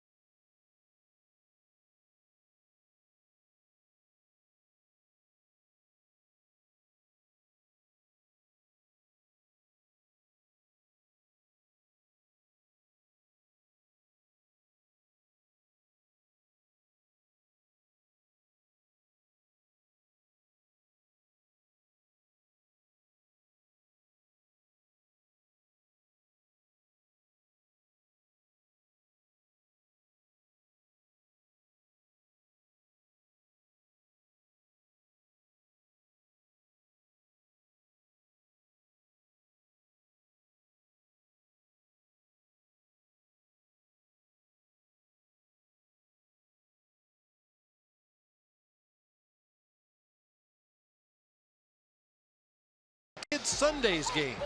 Sunday games are perfect for the family and start at 1:10 on Sunday, May 15th. Kids can take home the youth T-ball set courtesy of MLB Play Ball. And this year's back-to-school game is July 17th. Be here to take home the one-of-a-kind backpack featuring the new uniform teal courtesy of Smile Generation. Get tickets at dbacks.com. Our own Dennis Lamb, in fact, has one of those backpacks that we'll hand out July 17th. And it's time for another episode of the Dennis Lamb Show. Camera 1, Dennis. There you go. There you go. And that is a great looking backpack right there. Nice. That is really nice. So what young D-backs fan wouldn't want to take that to school? And you can get that July 17th here at Chase Field for the game against the Giants. Nice job, Dennis. Thumbs up. And that's been the latest episode of the Dennis Lamb Show. The longest running series in baseball television. Something like that. Mark Reynolds leads off the 6th.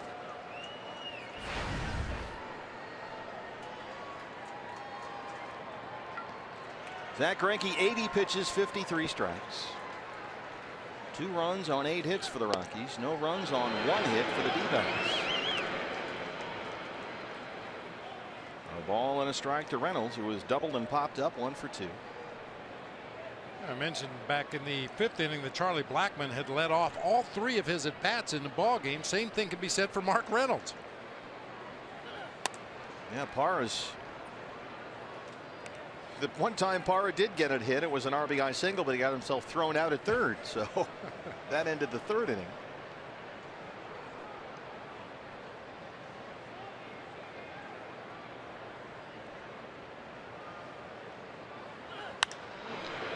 fly ball toward the right field corner. Peralta runs out of room. I'm not telling Diamondbacks fans anything they don't already know about Mark Reynolds, but boy, did he put on a show in batting practice. Man, people up there enjoying dinner at Friday's Front Row Sports Grill had a baseball laying in their salad up there. He was peppering that area of the field, that second deck, off the facing of the restaurant, off the sign above the restaurant. He had a home run Wednesday, and the Rockies lost to the Pirates at Coors Field. And he looks at strike 3. That's 8 strikeouts for Zach Greinke. He also does that a lot too. That's just a rare back. Here's my best fastball down low in the zone. Do what you will. And that time Mark Reynolds couldn't pull the trigger. Nick Hundley now has walked and grounded out 0 for 1.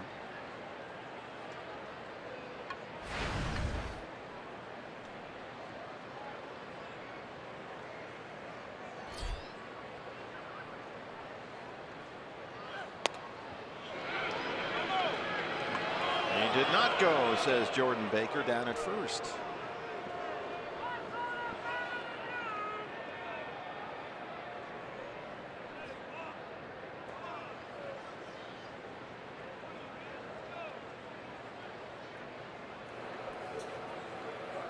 Chip Hale back in his normal spot.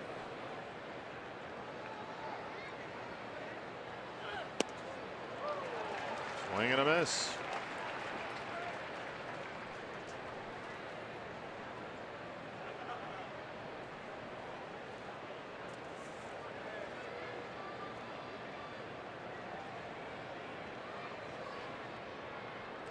That's how they line up for Nick Hundley. Segura, the second baseman, on the shortstop side of the bag.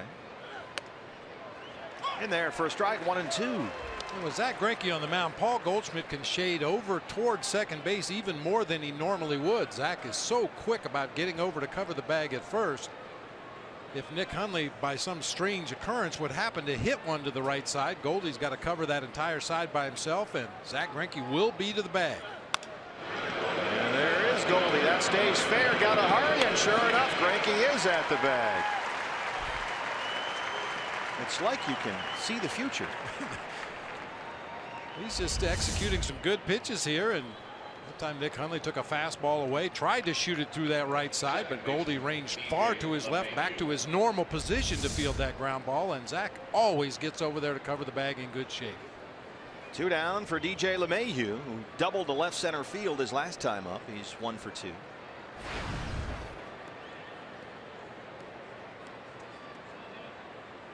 One of the rare times you'll see LeMahieu hit anything to the left-hand side of second base. He always, it seems, goes to right and right center.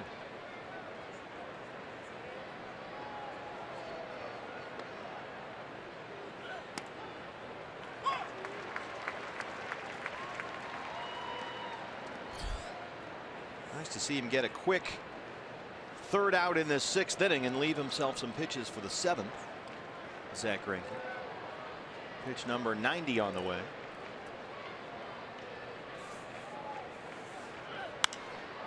There's something deep to right center field. Peralta at the track, and he's got it. There's your quick out, and a 1-2-3-6. Greinke trails the Rockies 2-0.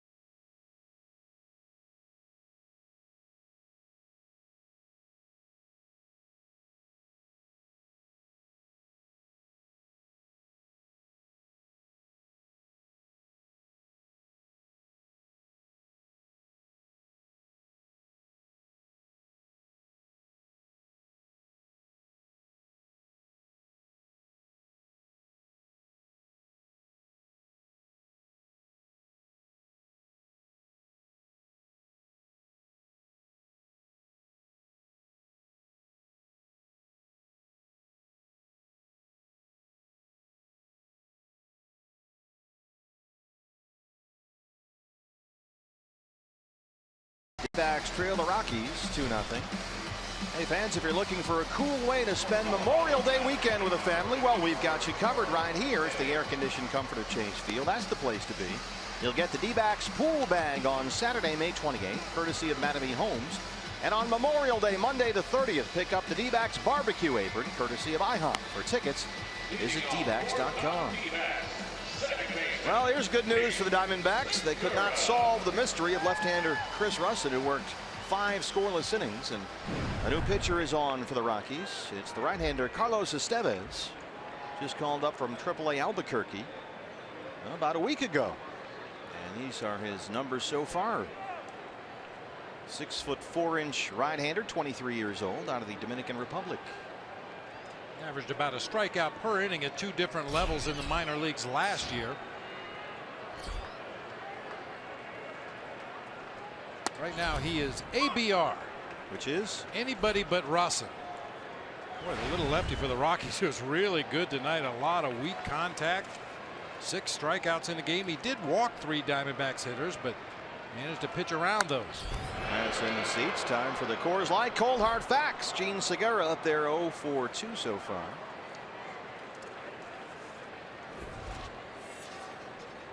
Most hits in April all time. Segura needs 1 more to catch the O-Dog on this final day here in April. Tomorrow is May the 1st, so adjust your calendars accordingly. Bounces that one.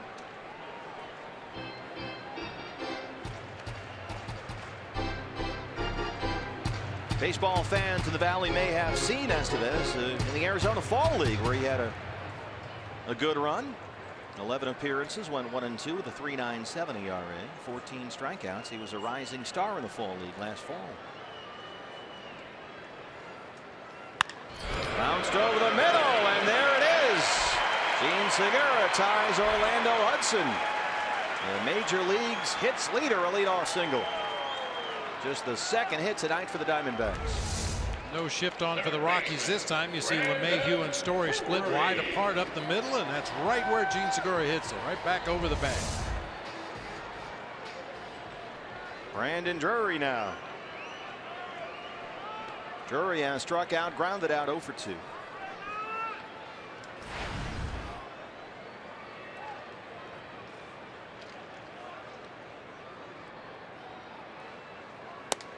There's a strike at 95, 0-1.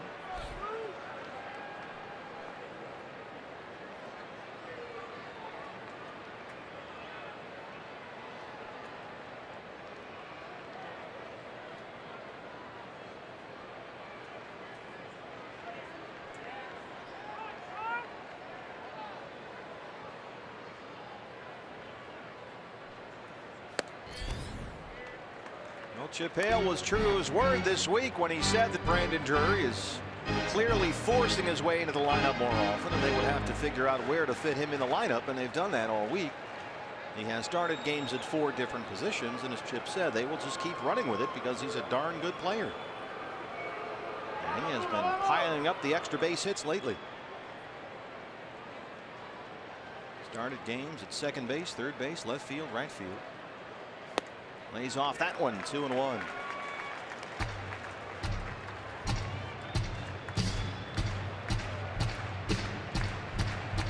First look at Estevez, but you get the feeling that this is not a guy that's going to try to finesse his way through a line. Big fastball at 95, behind in the count, 2-1 here to Brandon Drury. Figures to be a fastball count.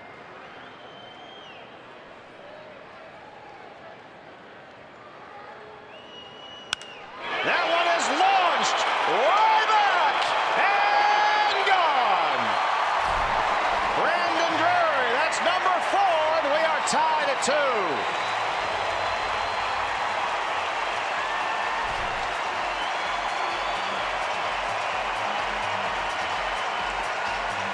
Guess what? Drury didn't finesse that one either. No. That thing was launched. He mauled that 2-1 fastball that time. You might be able to get away with that pitch in Double-A, maybe even in Triple-A, but in the big leagues, doesn't matter how hard you throw it. If you make mistakes on the inside part of the plate to good hitters, they're going to make you pay. And now the offense has come alive. Here's Goldie. 1 hit in 5 innings against Chris Russin. Against Estevez, a single and a homer, and that is a jumbo jack from the rookie Brandon Drury. That was it ever. His 4th home run this year.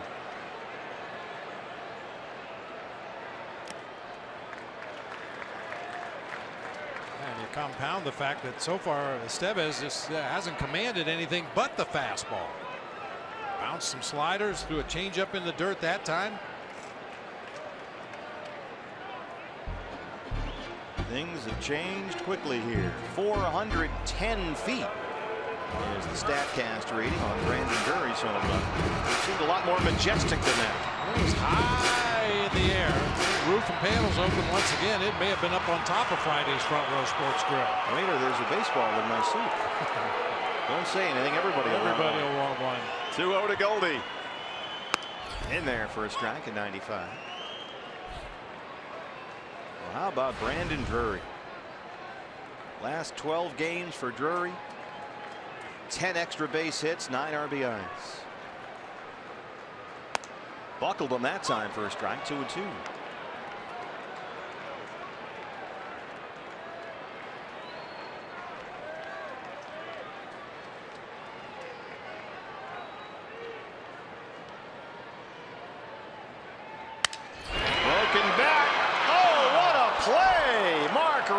The former Diamondback back at Chase Field, and he steals a base hit from Goldie.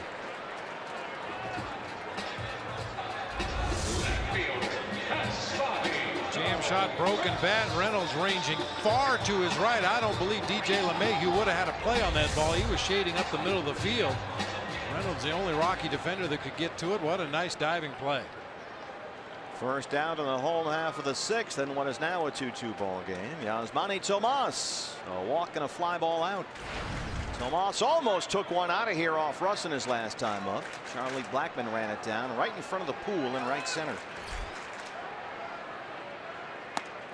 Lays off that one, but it's in there for a strike. The slider makes it 0-1.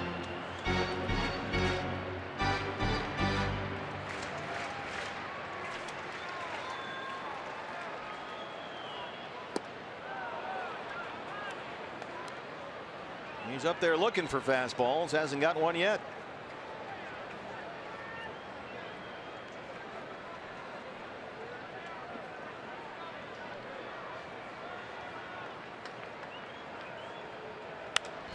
Off the fist, little jam shot pop up. LeMahieu ranging out to right center field.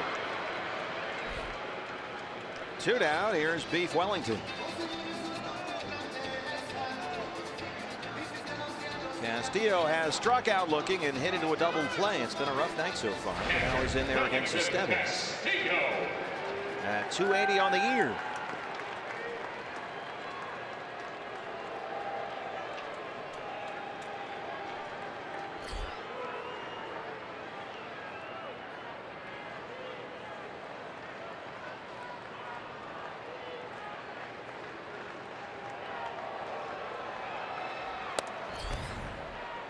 Missed upstairs at 96. It's 1-0 to Castillo.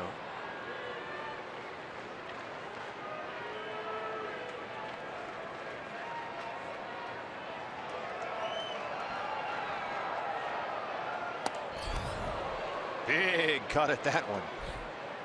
His helmet was over his eyes there when he swung.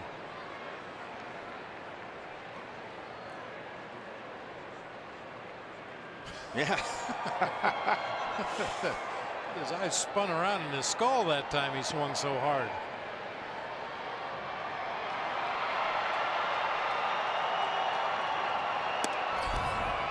That's in there for a strike on the outer half. 1-2.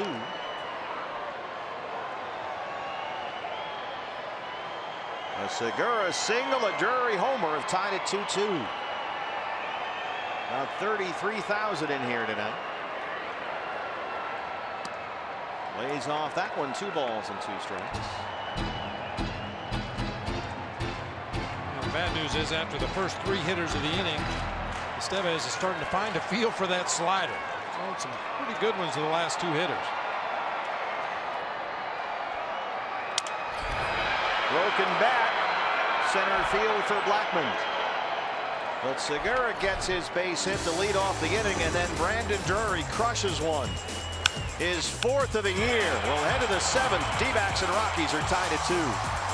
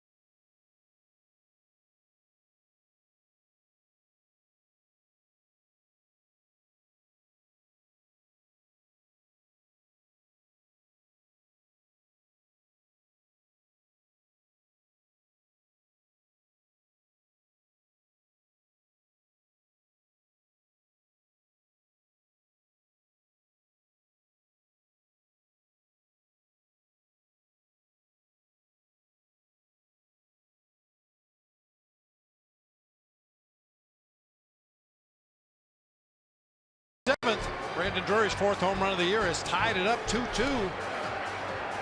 Hey fans, we invite you to participate in Gila River game nights by signing up at one of the interactive kiosks located right here at Chase Field during any Diamondbacks regular season home game. Good crowd here tonight. Diamondbacks have come back to tie it up 2-2 as we start the 7th inning. Zack Greinke back out there. So far Greinke's given up 2 runs on 8 hits. He has walked 2 and struck out 8. And the pitcher's spot will lead off the inning for Colorado, and we'll get a look at Christian Adames, who will hit for the pitcher. Adames at 160 for the year, 4 for 25, all singles. He'll lead it off with Greinke at 90 pitches, 61 strikes. And his spot is due up 3rd in the bottom half of the inning, so this could be one of those empty the tank innings for Zack Greinke. That's another example of some of the things that Chip Hale has talked about with Zack Greinke. The results have not always been there, but he has, for the most part, consistently gone deep into the ball game and really given that bullpen a break when they need it. And hopefully Zack will be able to get through 7 innings here. Diamondbacks are 10-4 when the starting pitcher goes 6 or more.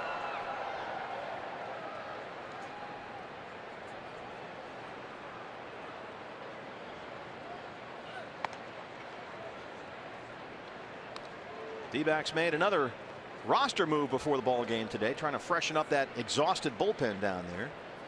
And one of their top young pitchers in the lower levels of the minor leagues was called up today. Zach Curtis, who's been an outstanding closer both at Hillsborough and Kane County. There's Zach. He's a Middle Tennessee Blue Raider, a 6th round pick by the Diamondbacks 2 years ago, and he has been a strikeout machine.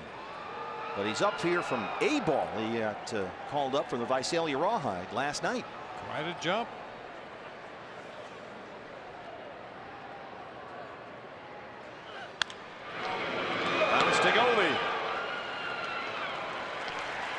So they have another fresh arm back there. Keith Hessler was designated for assignment by the Diamondbacks to make room for Zach Curtis, who's up here in the big leagues for the first time.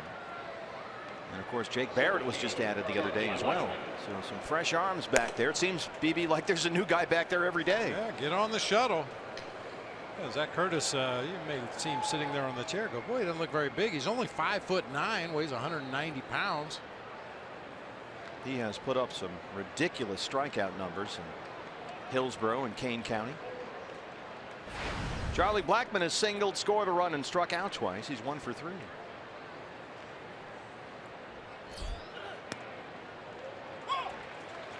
Tyler Clippard has started warming up in that Sanderson Ford bullpen. As Bob mentioned, Zack Greinke's spot is due up 3rd in the home half of the 7th. Greinke batting 8th tonight and coming up on 100 pitches.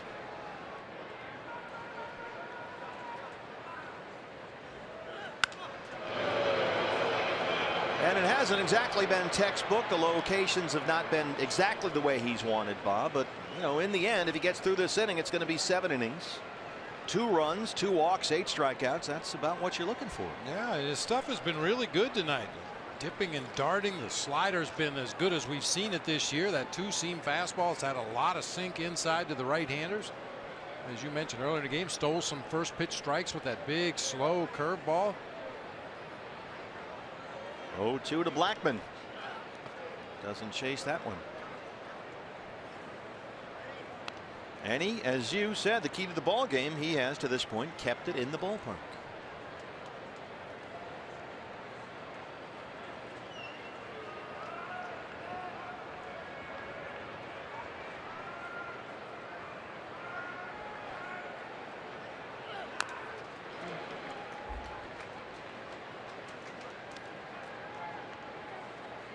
We talked about Chris Russin earlier in the ballgame getting a lot of weak contact off the Diamondbacks bats. Well, Zach Greinke's done pretty much the same thing to the Rockies tonight.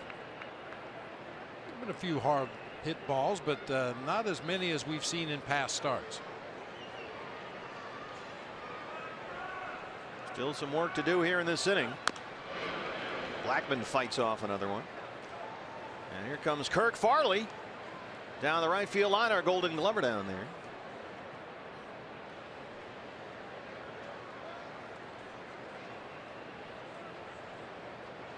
We've got Ron, don't call me Cliff Pennington down there in left. And Kirk Foul Pole Farley in right field. Old Foul Pole is down there.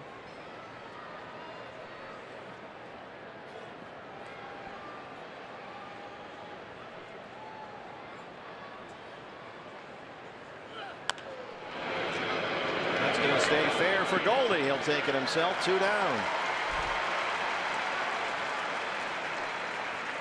Well, fitting perhaps that the last guy you think Greinke's going to have to get here tonight is Trevor Story, the rookie shortstop, who has an RBI double. He's also struck out twice. He is leading the league in homers and strikeouts. And so one more time, Greinke v. Story. Story has hit a home run in every game he's played in this ballpark. But so far, the double is only hit tonight. Yeah, 2 strikeouts give him a total of 37 on the season. I really think if Zach executes his pitches and bounces that breaking ball in the dirt, keeps that fastball out of the middle of the plate, I think he'll strike him out again. Gets ahead 0-1.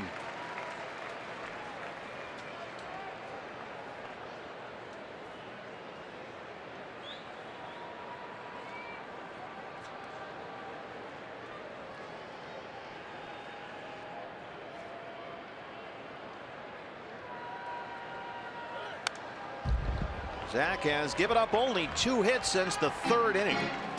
A LeMahieu double in the 4th. He was stranded there. A Gonzalez 2-out single in the 5th. He did not come around and score. He's retired the last 6 he's faced. Mentioned his Story has struck out twice against Zach in the ball game tonight, both times coming on sliders in the dirt. See if he goes right back to that pitch in the 0-2 count, or maybe sets it up with a fastball in. He's got a few to play with here. Slider misses. 1-2.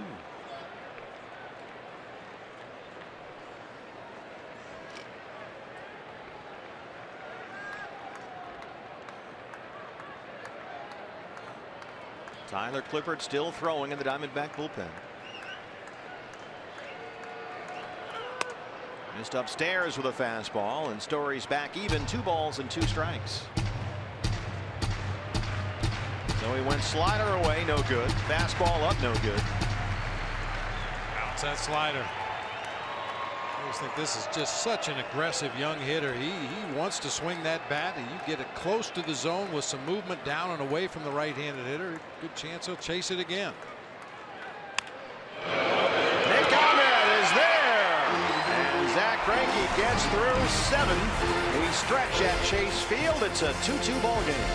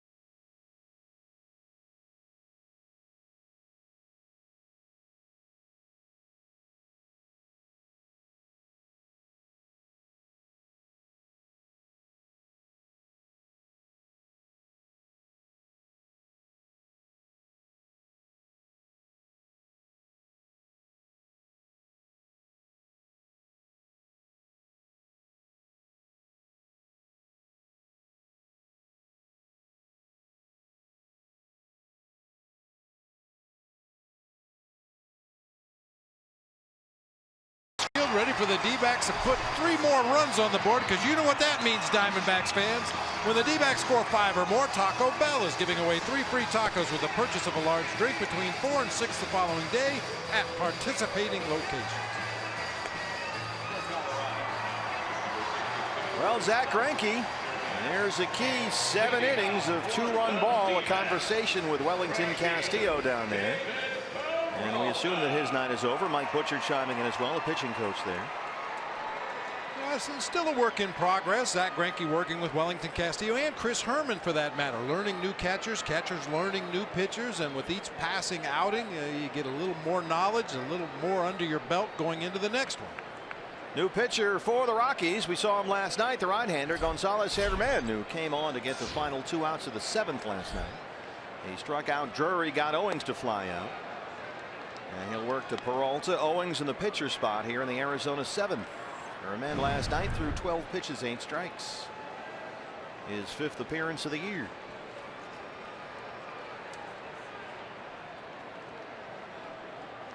Peralta 0 for 2 so far. Shift is on for the Rockies, and he's down 0-2.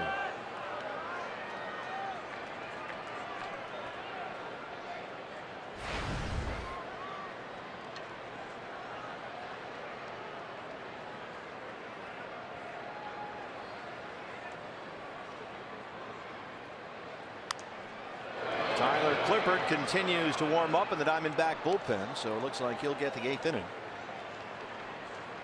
Greinke spot due up 3rd here. There's a look inside the Sanderson Ford bullpen. Garvin Alston, the bullpen coach down there with Tyler. Peralta knocks it to center field. Blackman coming in, and he runs it down.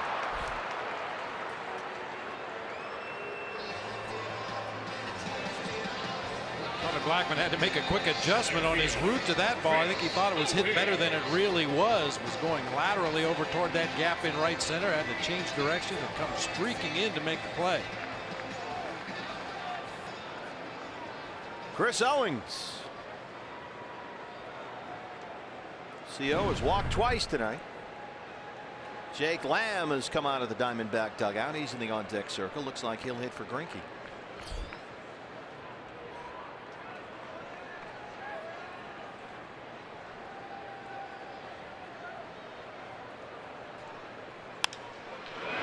Out and lifts that one to shallow right center. Blackman coming in again. 2 down. And here comes Jake Lamb.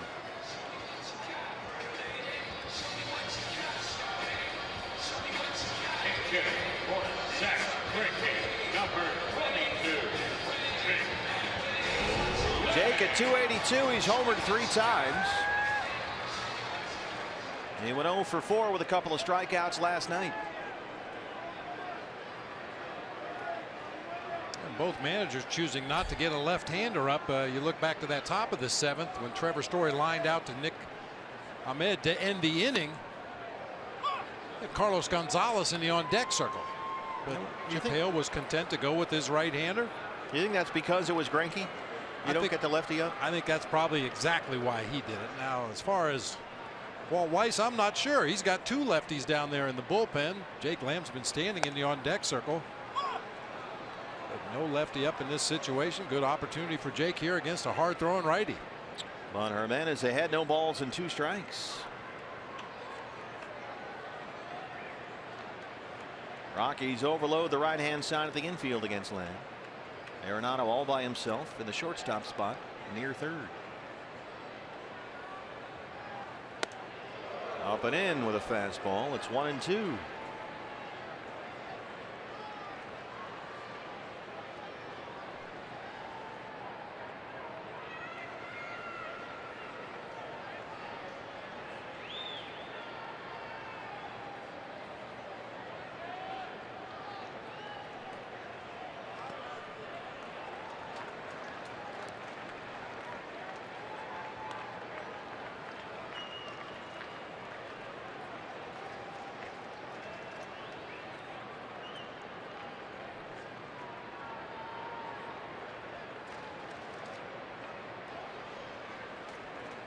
2-2.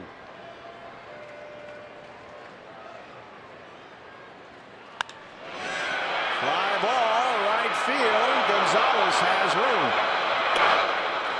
A 1-2-3 seventh. We go to the 8th inning.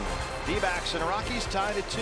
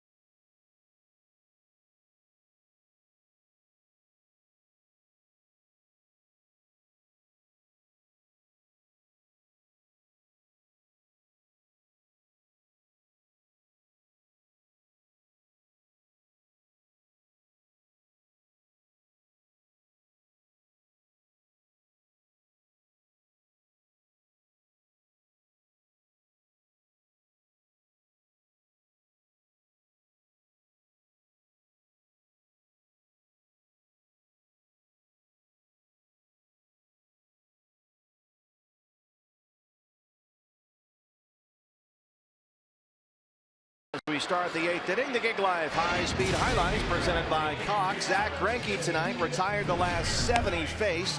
2 runs on 8 hits in 7 innings with 8 strikeouts. Yeah, quite possibly his best start of the year as far as stuff and command of that stuff. Able to bounce that ball in the dirt against this tough Rockies lineup. That is exactly what the doctor ordered this evening. And Tyler Clippard had been warming up in the Diamondback bullpen, but here is Daniel Hudson, who's worked 10 2/3 innings in 10 appearances this year and has given up just 2 hits. He has struck out 9. He has been sensational so far. Fantastic. That exploding fastball, really good slider, and an improved changeup that is actually a really good weapon for him now against lefties. He'll work to Carlos Gonzalez, Nolan Arenado, and Gerardo Parra, 3, 4, and 5 in the Colorado 8th. Cargo 2 for 3, a pair of singles.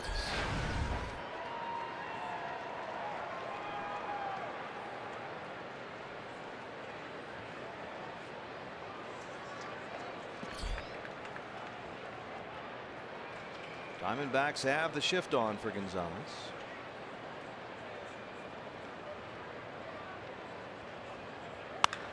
And he hits right into it, but drops it in front of Peralta for a leadoff single. His 3rd hit tonight.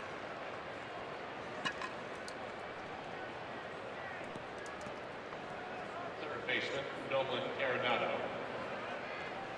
Brings up Nolan Arenado, who has singled and walked. Guy that throws upper 90s. I'm not a big fan of a first pitch changeup. Because what are you changing up from? Yeah, right? you know, you give the guy a speed to gauge. Make him turn up the velocity on his bat a little bit, and then that changeup becomes effective. I mean, he throws his changeup in the mid to upper 80s, so, you know, for a lot of guys, that's just good fastball hitting speed. And they're at 94. First pitch fastball, 0-1. So if you want to go off speed or something, first pitch, more of a slider or whatever else the guy has. Yeah, I mean, there's nothing wrong with throwing a changeup first pitch, but I think it has to be a really slow changeup. We talked all night about how these Rockies hitters are just steadily looking for fastballs to hit, and occasionally you can fool a guy with a first pitch changeup, but I think with a fastball of the velocity that Daniel Hudson features, I have to show them the fastball first. Get them thinking quicker in the batter's box.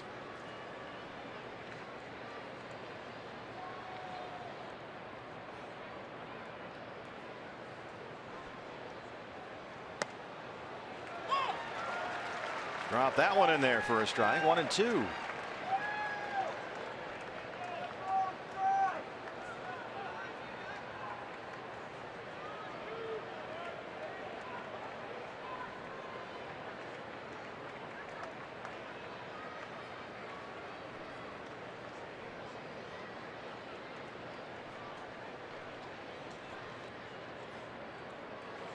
Coming inside here to Arenado. Got him. 95.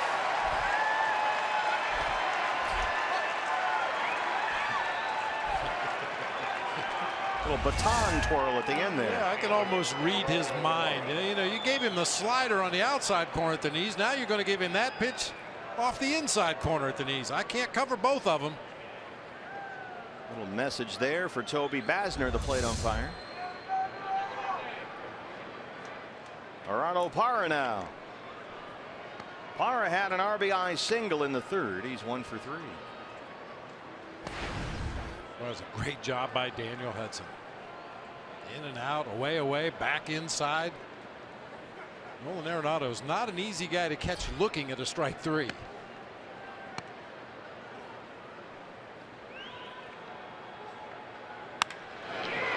Center field for Owens. Got a late break. 2 down.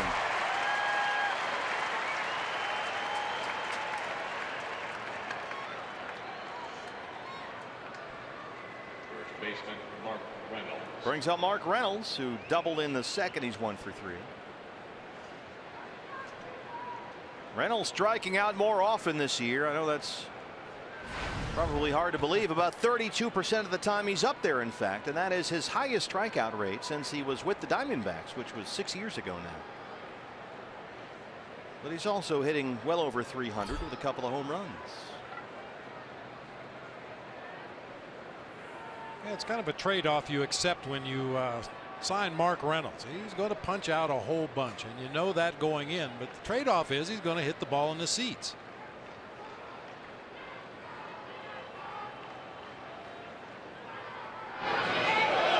And Huddy threw it well over the head of Goldie. Cargo gets a free 90 feet.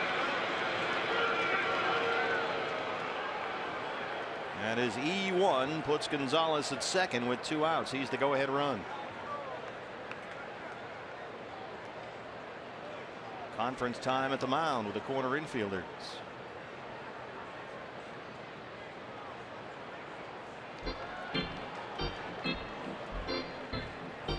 Knowing Paul Goldschmidt the way we do, he probably went in there to Huddy and said, "That's my fault for not being taller."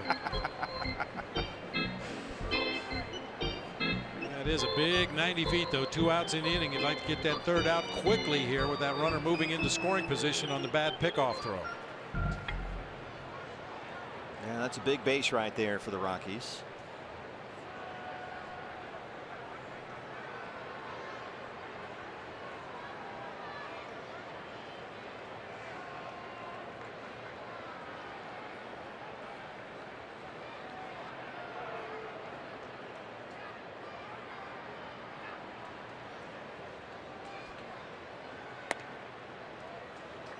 Missed with a slider, 1-0. Rockies just 1 for 8 with runners in scoring position. The Diamondbacks have had only 1 at bat in this game with a runner in scoring position. Goldie all by himself on the right hand side of the infield. The shift is on for Reynolds. That's in there. Slider up, 1-1.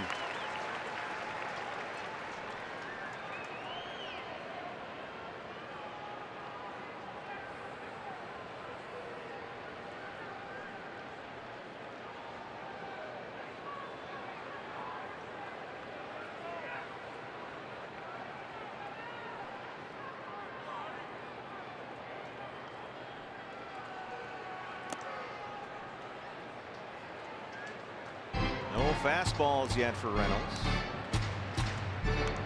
2 balls and a strike.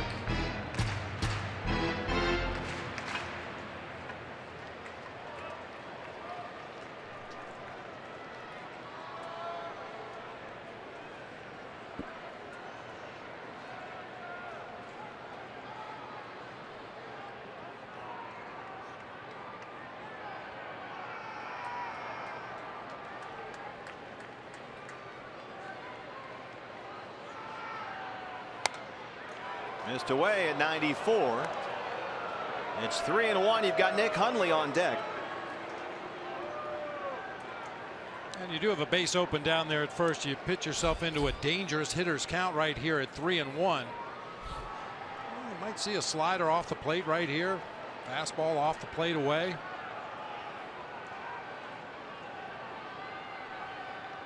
They want to talk it over here. Wellington Castillo went through some signs. Huddy didn't like what he saw, so this is the right thing to do. Go out there and talk about it. Big at bat in the ball game right here. A lot of possibilities. You can pitch around of Mark Reynolds. Hope he chases something to go to a full count pitch. If he doesn't and you walk him, then you go fresh after Nick Hundley with a new count. Sets up a force play at any base on the infield should there be a tough grounder hit.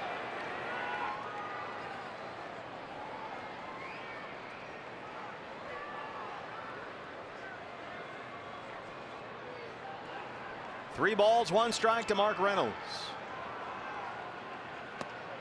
Ball four. Change up on a 3-1 pitch right there. That tells me that Daniel Hudson and Wellington Castillo talked it over and decided they don't care if they walk him. If he chases a bad pitch, then maybe we go after him on the 3-2, but we're not going to toss him a cookie on a 3-1 count. So with 2 outs in a tie ball game, 8th inning here. Rockies have Gonzalez at second, Reynolds at first, and here's the catcher Nick Hundley, who walked in the 2nd inning and has grounded out his last 2 times up, all against Zach Greinke. He's 0 for 2. Hundley doubled and homered here last night. He drove in 3.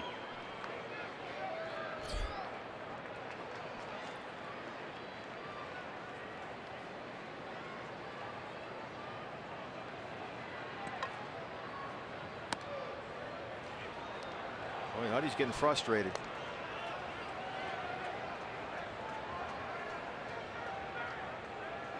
Everything gets ratcheted up in a tie ball game late. Those guys that are used to coming in and pitching in these big situations, they want to execute their pitches. He wanted to get ahead in the count there to Nick Hundley with an off-speed delivery and then go to work, and he missed with it and now runs the risk of falling farther behind in the count. 2-0. Change up miss, slider missed.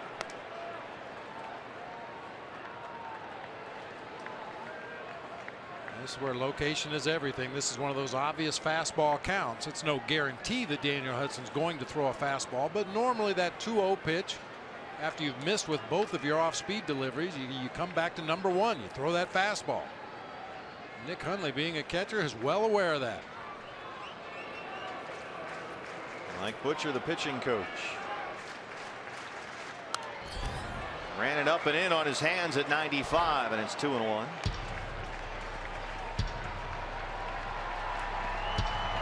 Trying to keep this a 2-2 ball game. Good crowd here tonight, 33,000.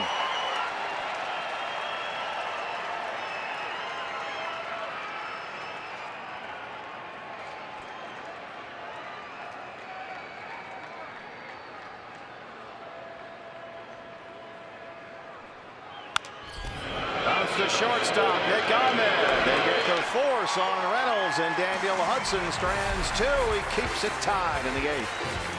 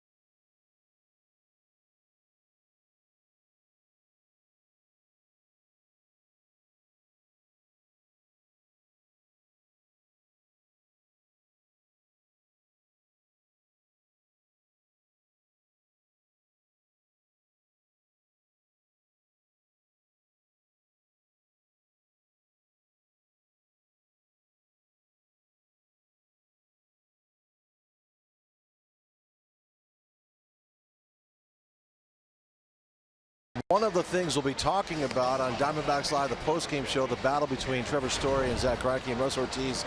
You saw something in this sequence of events tonight between these two, right? Yeah, I saw that Story was looking for locked into a certain area of the plate the whole time. All right, so we're going to break down each at bat between Greinke and Story and so much more. What's the conclusion of this one? So let's get back to the booth. Steve and Bob, take it away. It's all yours. All right, thanks, guys. We'll look forward to that after our ball game. Our Gila River game summary. Rockies had a 2-0 lead until Brandon Drury hit a 2-run homer in the 6th inning to tie the ball game. And now we go to the home half of the 8th inning with a new pitcher for the Rockies. It's the former Diamondback, the right-hander Chad Qualls, in his 13th year in the big league. The Rockies are his 9th different team, his 11th appearance of the season. And Nick Ahmed leads off the Arizona 8th. Nick so far 0 for 2. Chad Qualls, 37 years old. He'll be 38 in August. Has pitched the last 2 years in Houston. Rockies gave him a 2-year, $6 million deal.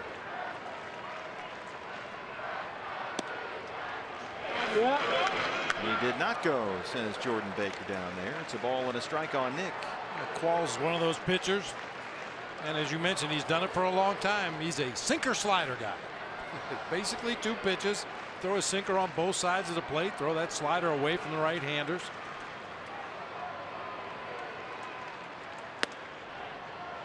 Just missed there. Doesn't get the call from Toby Basner.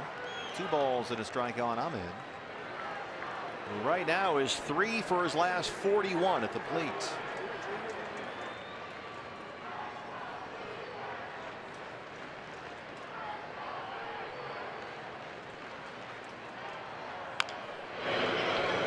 Right to that, Williams at third.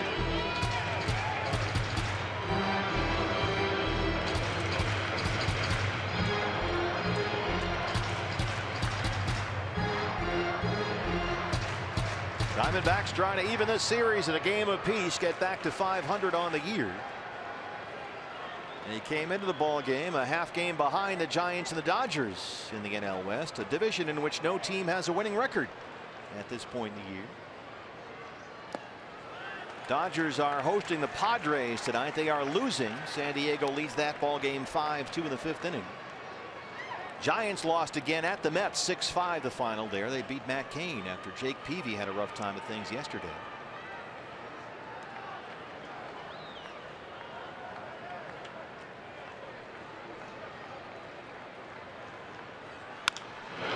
Trevor Story. One away.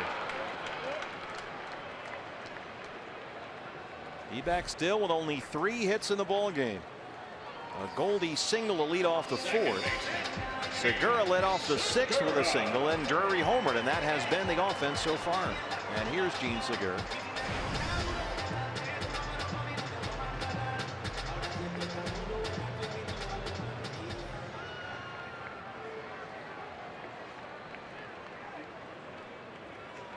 Brad Ziegler has started warming up in the Diamondback bullpen.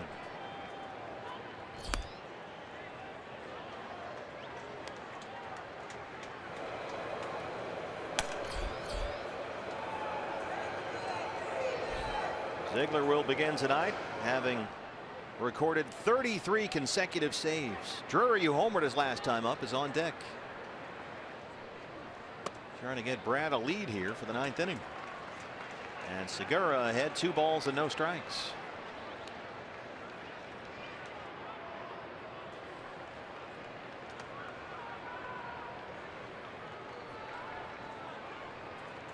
Qualls really got underneath that last sinker, flattened out. Fortunately for him, it stayed up out of the strike zone that time.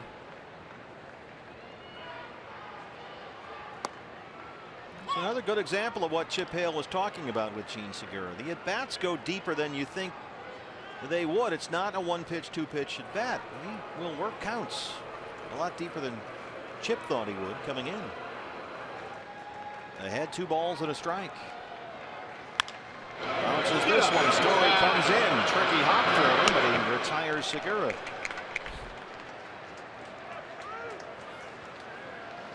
The Jimmy John's delivery of the game. Brandon Drury in the 6th inning absolutely crushes his 4th of the year. Just all the way across the plate from the outside corner to the inside corner. And we know Brandon Drury is quick, especially on those fastballs down, where he can just drop the head of the bat on them. He has struck out, grounded out, and homered 1 for 3.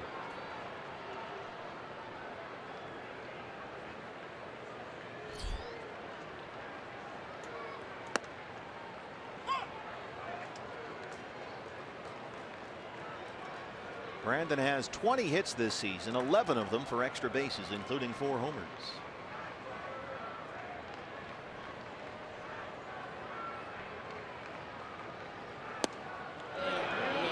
Yes, he went, Jordan Baker, 0-2.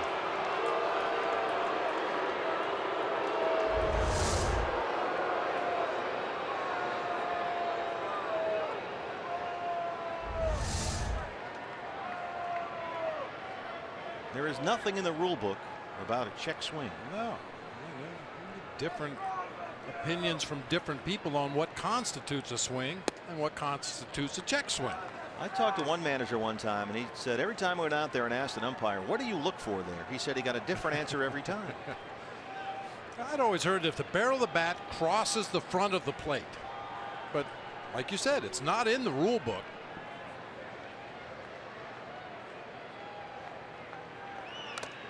Just does get a piece. Got a piece of Toby Basner back there as well. Shakes it off well. Looks like it caught him on the right side of the mask right there.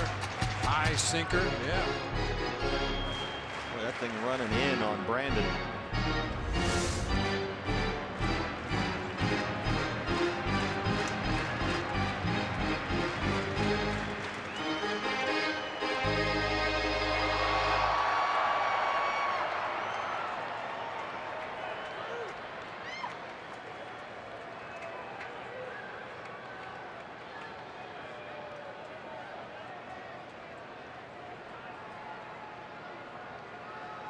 One ball and 2 strikes on Brandon Drury.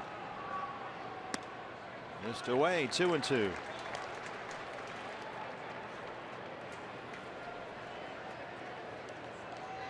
This looks like the Rockies are going to try to keep everything away from Brandon after turning on that inside fastball and jerking it out of here. Going down there again. Trevor Story keeping him busy. 3 6-3s in the inning for the Diamondbacks. We go to the 9th, still tied at 2.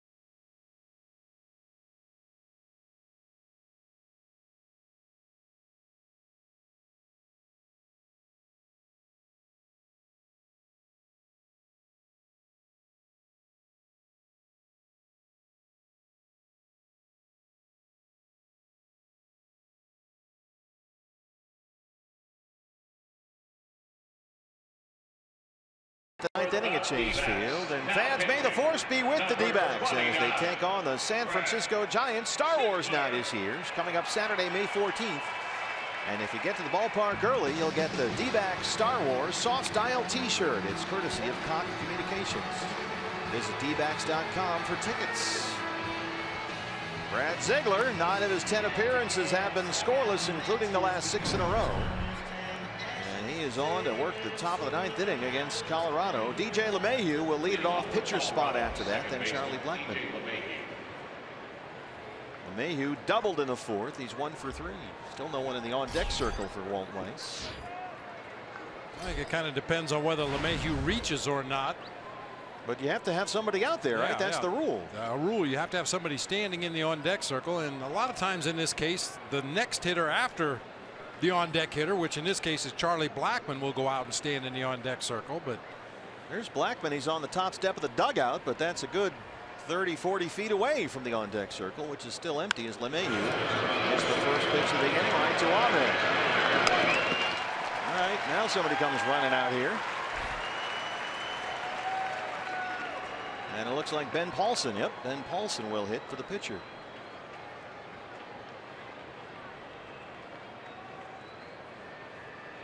Pinch hitting for Chad Walls, number 10, Ben. The big lefty, Ben Paulson, hitting .311 with a home run. He has been announced as the Rockies hitter. Paulson struck out in his only at bat last night against Tyler Clippard.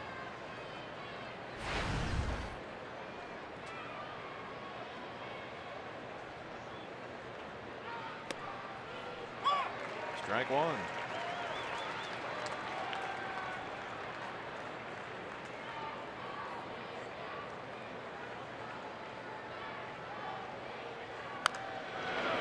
It's an EY senior. There's foul pole Farley right on it.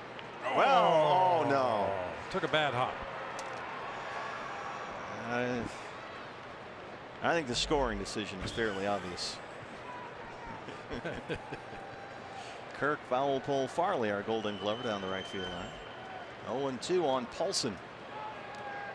Well, in his defense, Kirk's specialty is foul balls. Yeah, that's true. He fielded that one in fair territory. Yeah. That's an excellent observation. So we'll have to change the scoring on Kirk's ball there.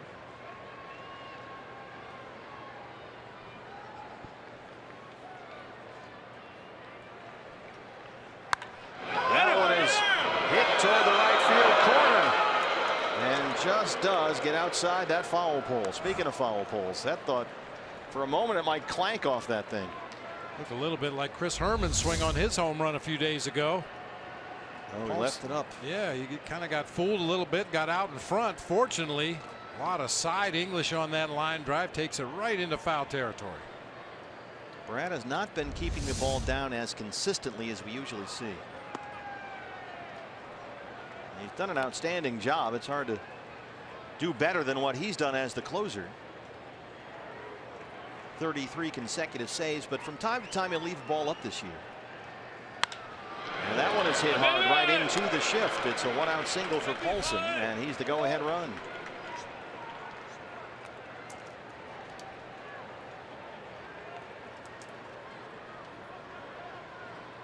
Center fielder, Charlie Blackmon. Brings up Charlie Blackmon, 1 for 4, a single in the 3rd.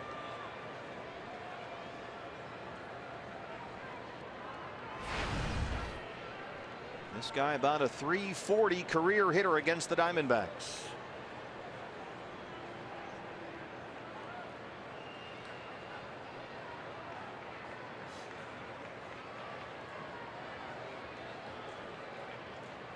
Blackmon had 2 singles and a walk last night.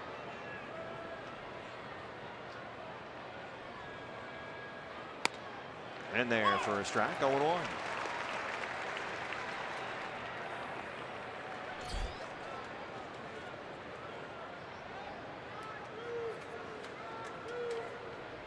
Diamondbacks in the home half will have the heart of the order. Goldschmidt, Tomas, Castillo, 3, 4, and 5. He hits it right through the hole, and he rolls it into left. 2 on, 1 out for Trevor Story.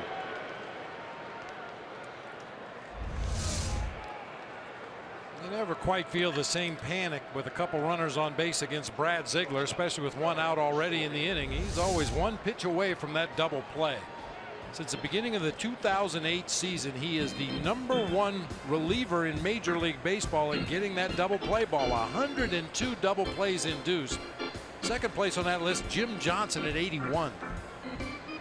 Well, they'll huddle up and figure out how to deal with a rookie shortstop who had an RBI double in the third.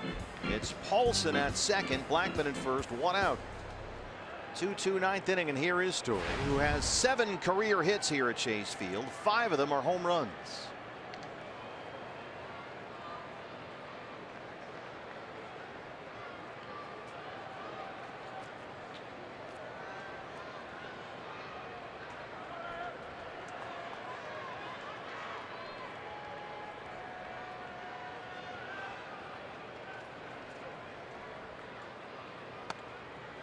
Strike one.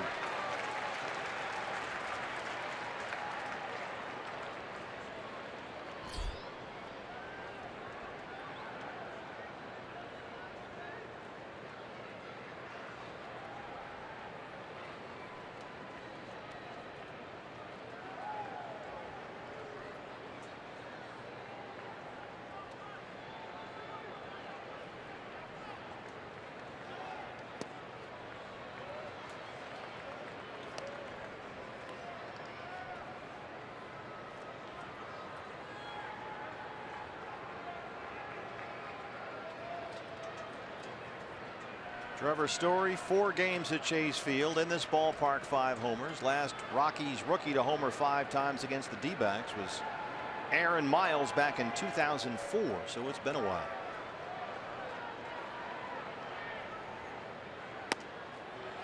Gets the call there, 1-2. Looking for that ground ball, just pounding away at the bottom of the zone there with that sinking, tailing fastball.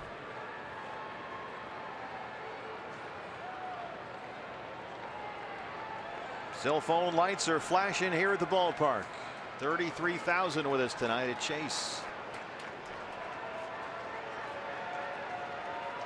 Looking for that ground ball. Story will back out.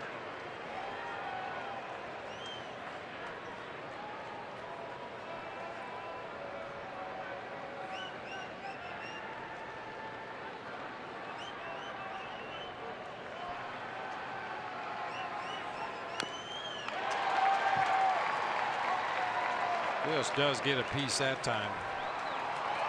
Way off the plate inside. Well, what we've seen from Trevor Story, he's likely to hit a ground ball to the left side. Brad Ziegler's got a real good sinking fastball tonight. So far, he's kept it down there at knee level or below. Story has a little bit of an uppercut swing.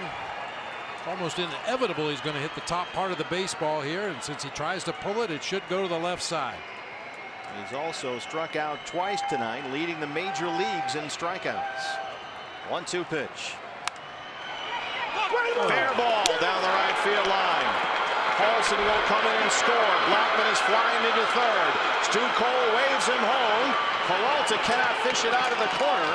And the Rockies take a 4-2 lead. Story standing at third base. David Peralta had trouble picking that ball up down there along the right field line.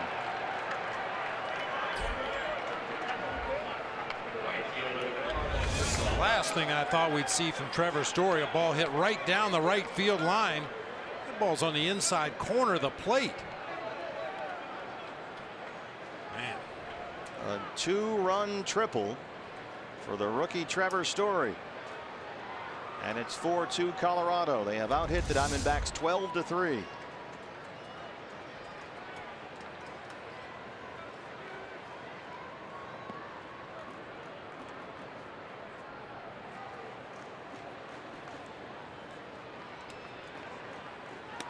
Carlos Gonzalez.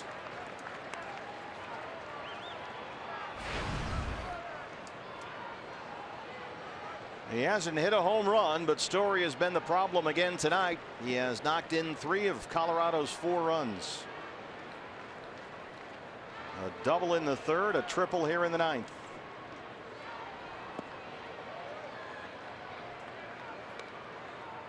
Yeah, despite the lack of a home run, this is what's turned out to be a typical Trevor Story night. A couple of extra base hits and 2 strikeouts. And Walt Weiss will take that every night for the rest of the year from his young shortstop. You bet. Infield in for the D-backs here. 1-1 count.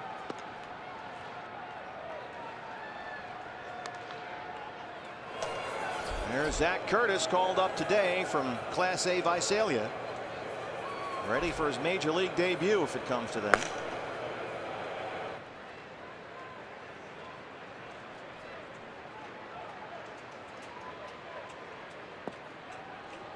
Three and one on Cargo.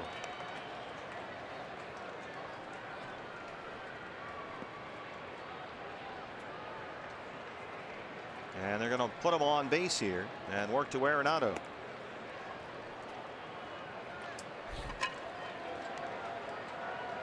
And once Brad Ziegler gave up the lead, you start thinking about maybe pulling the plug, saving him some pitches. He did throw 16 pitches on Thursday. Wasn't used yesterday. But the last thing in the world any manager wants to do is leave his closer out there to run up a high pitch count and then possibly lose him for the next day. Well, Curtis is a left-hander. You've got a lefty on deck in Parra, but first he's got to navigate Arenado here with 2 on and 1 out.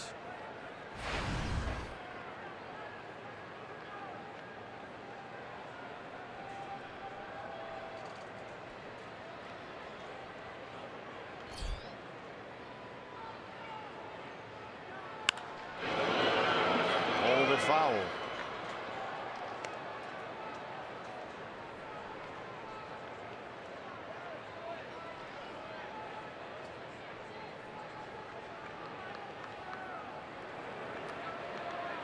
Kind of puzzled that the Diamondbacks are playing in as far as they are, especially the 2 guys in the middle. And Brad Ziegler, as we mentioned before, a double play machine when he keeps that ball down. That's a ball Nick probably would have got to had he been playing at normal depth. Story scores 5-2 Rockies.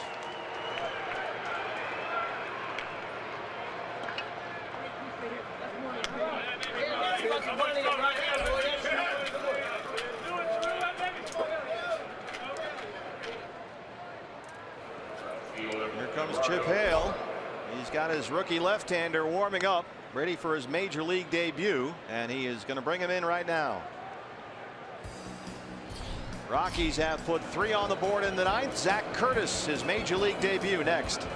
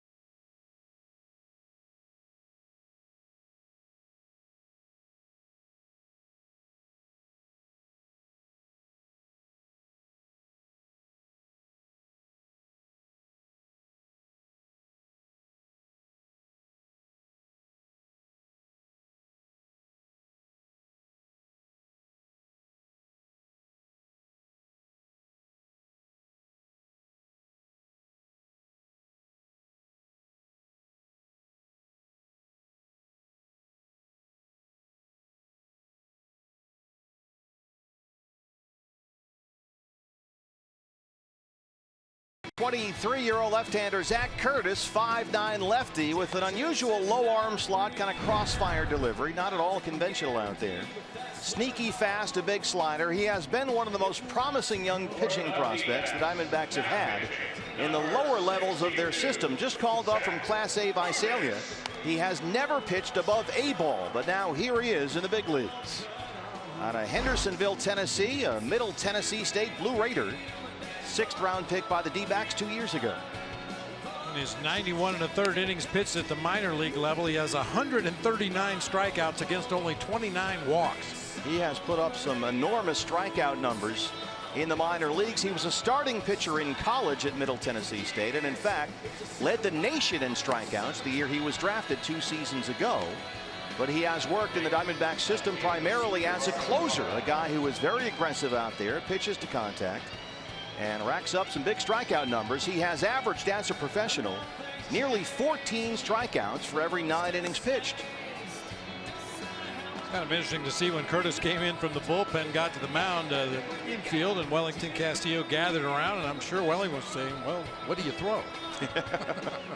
Well, he was a starting pitcher, as we mentioned, so he's not at all your conventional closer type. He's got 4 pitches. It's not just a fastball slider 2-pitch mix. He can mix it up out there, and he knows how to pitch. That's the scouting report on him. He is not just a thrower, but he's inherited a major league mess here in his big league debut. He's got Cargo at second, Arenado at first.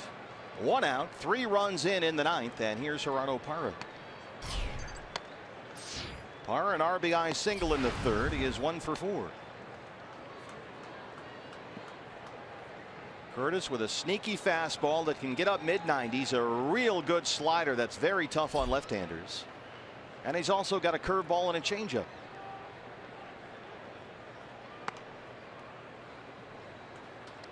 There's that slider, miss 1-0.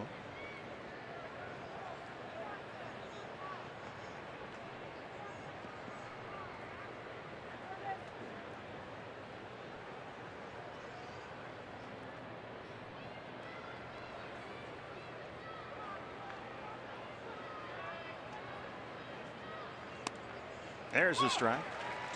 Zach Curtis, after he was drafted in 2014, went to Hillsborough, short season ball in the Northwest League. 42 strikeouts in only 27 innings, had 14 saves. And last season he dominated at Kane County in the Midwest League. A 1.33 ERA, 33 saves, 75 strikeouts in only 54 innings.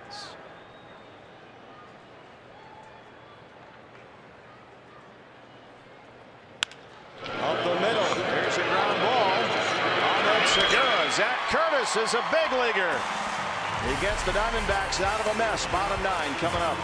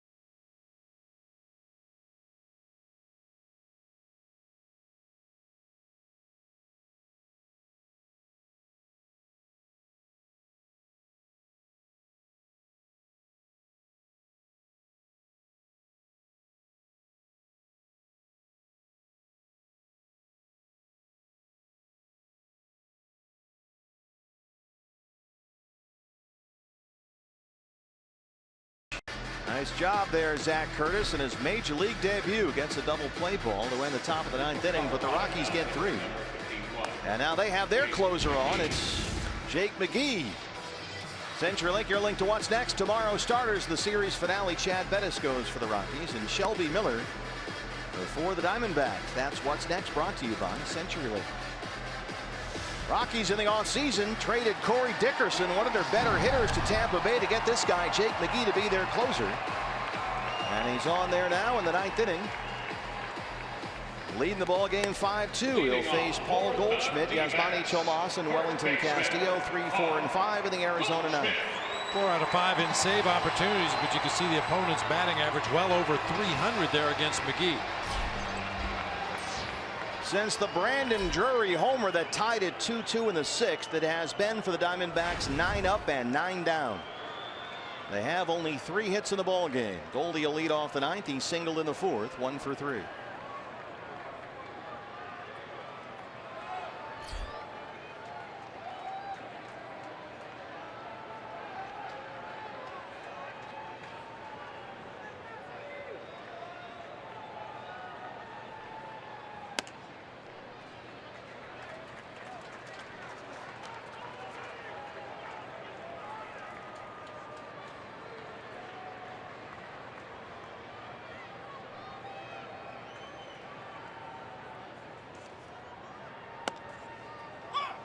Jake McGee earned a well-earned reputation as a tough left-hander in the American League East. He had 4 straight scoreless appearances coming into a game Sunday against the Dodgers when he imploded. His first blown save, a career-high 5 earned runs allowed in that ball game. So he might be vulnerable here. Goldie ahead 2-1.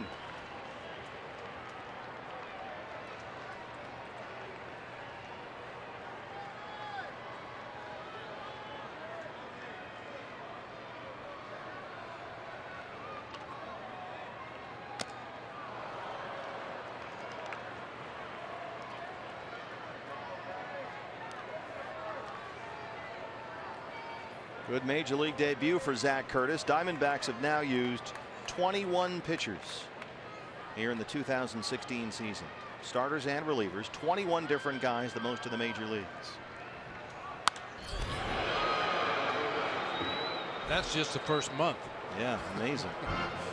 And there is Zach Curtis, who has spent the season pitching for J.R. House at Class A Visalia in the Cal League.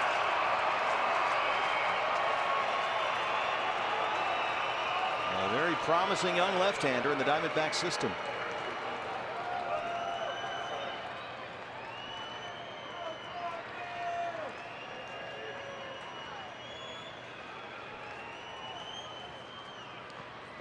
McGee bounces that one. He's worked it full on Goldie, 3-2.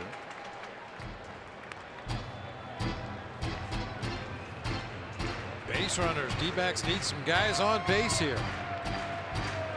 He's been consistently up and away from Goldie with his fastball. That last breaking ball bounced well out in front of home plate.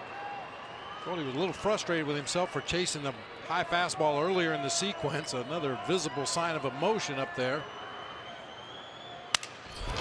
Shatters the bat a little bleeder, and it drops in.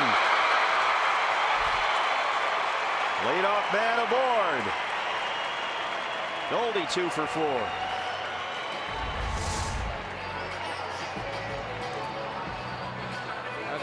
Really shattered Goldie's bat. The barrel went helicoptering over Yasmani Tomas's head in the on-deck circle.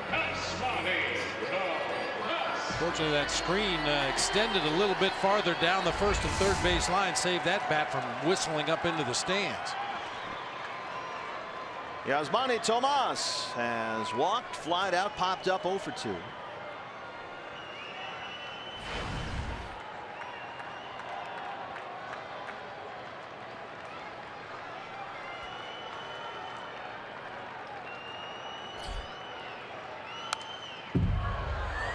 First pitch fouled back. Russ Ortiz and Todd Walsh, Diamondback Live postgame show as soon as our ball game ends here on Fox Sports Arizona. Series finale tomorrow afternoon, a 1:10 first pitch. Diamondback Live pregame show at 12:30. Shelby Miller and Chad Bettis.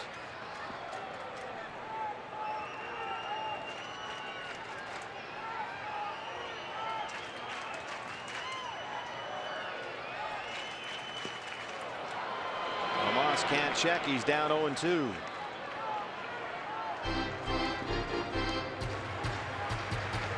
Well, they're fixing Goldie's bat. Dennis Lamb down there.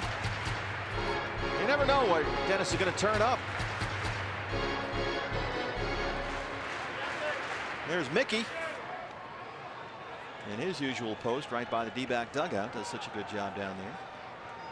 How about Dennis Lamb? About time he did something. 0-2 to Tomas. McGee bounces another one. Goldie stays put. It's 1-2.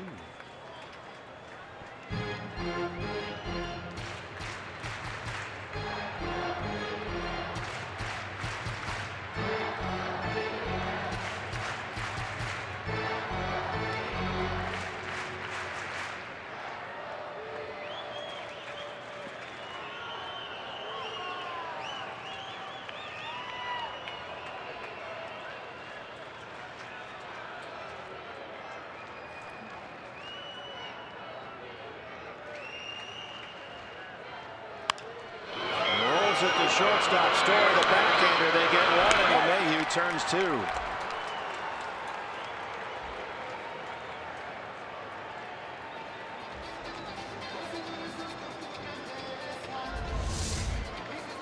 Story makes a nice play over in the hole, gets rid of the ball quickly to DJ LeMahieu, who turns it as good as anybody in the National League out there at second base. Easy double play for the Rockies that time. Wellington Castillo, last man standing for the D-backs.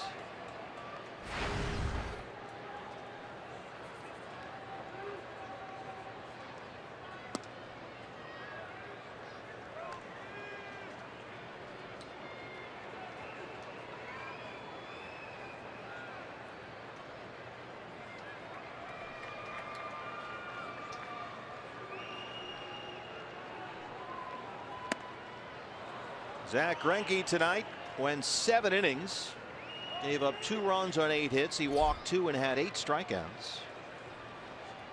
It was a 2-2 ball game in the 9th. That's when the Rockies got to Brad Ziegler.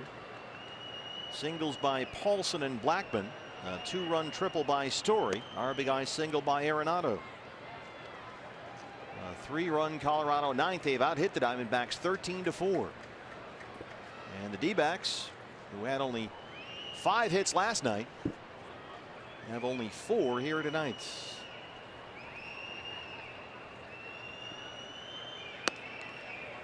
Two and two.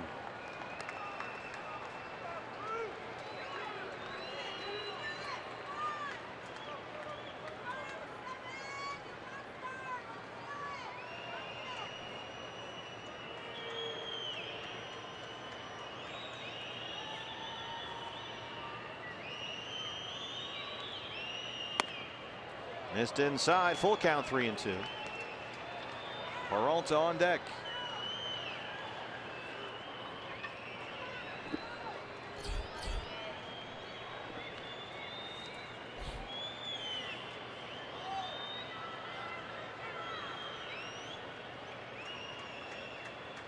Giants lost in New York today 6-5. Dodgers losing at home right now to the Padres 5-2. They're in the 7th.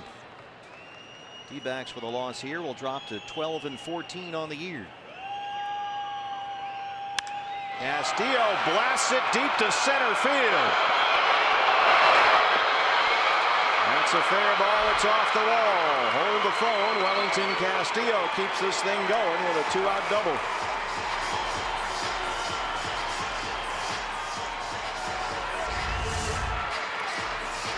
Center cut fastball from McGee that time. Wellington barreled that one up the straightaway center field. Thought it had a chance off the bat, but like a lot of balls that have been hit in the air to the outfield tonight, just hasn't been carrying as well tonight as we're used to seeing in this ballpark. Well, the Rockies with a lefty closer out there, so a tough AB for David Peralta, who is 0 for 3.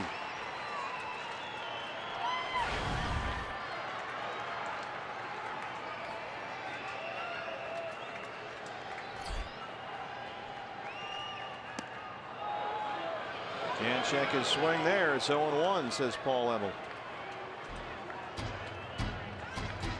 Arenado all by himself, somewhere near the third base bag. Story, the shortstop, right behind second base umpire Tim Timmons.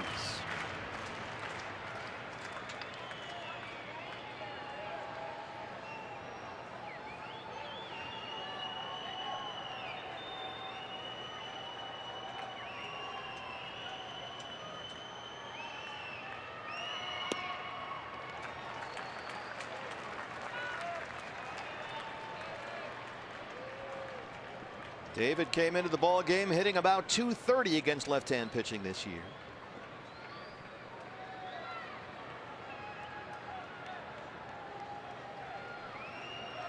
That includes 3 extra base hits and a homer. A bouncer up the middle. Arenado runs way over there to get it, and the Rockies win the ball game 5-2.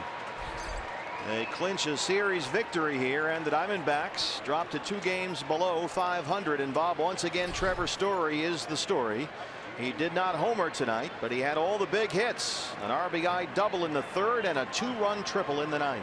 Yeah, he's a good-looking hitter. He has some weaknesses. We saw that tonight exposed by Zack Greinke. But, man, you make mistakes in the strike zone, he will make you pay. The bigger story for me, once again, is the inconsistent offense of the Arizona Diamondbacks against statistically the worst pitching staff in Major League Baseball. They got shut out on 5 hits last night and scored 2 runs on the Brandon Drury home run on 5 hits tonight.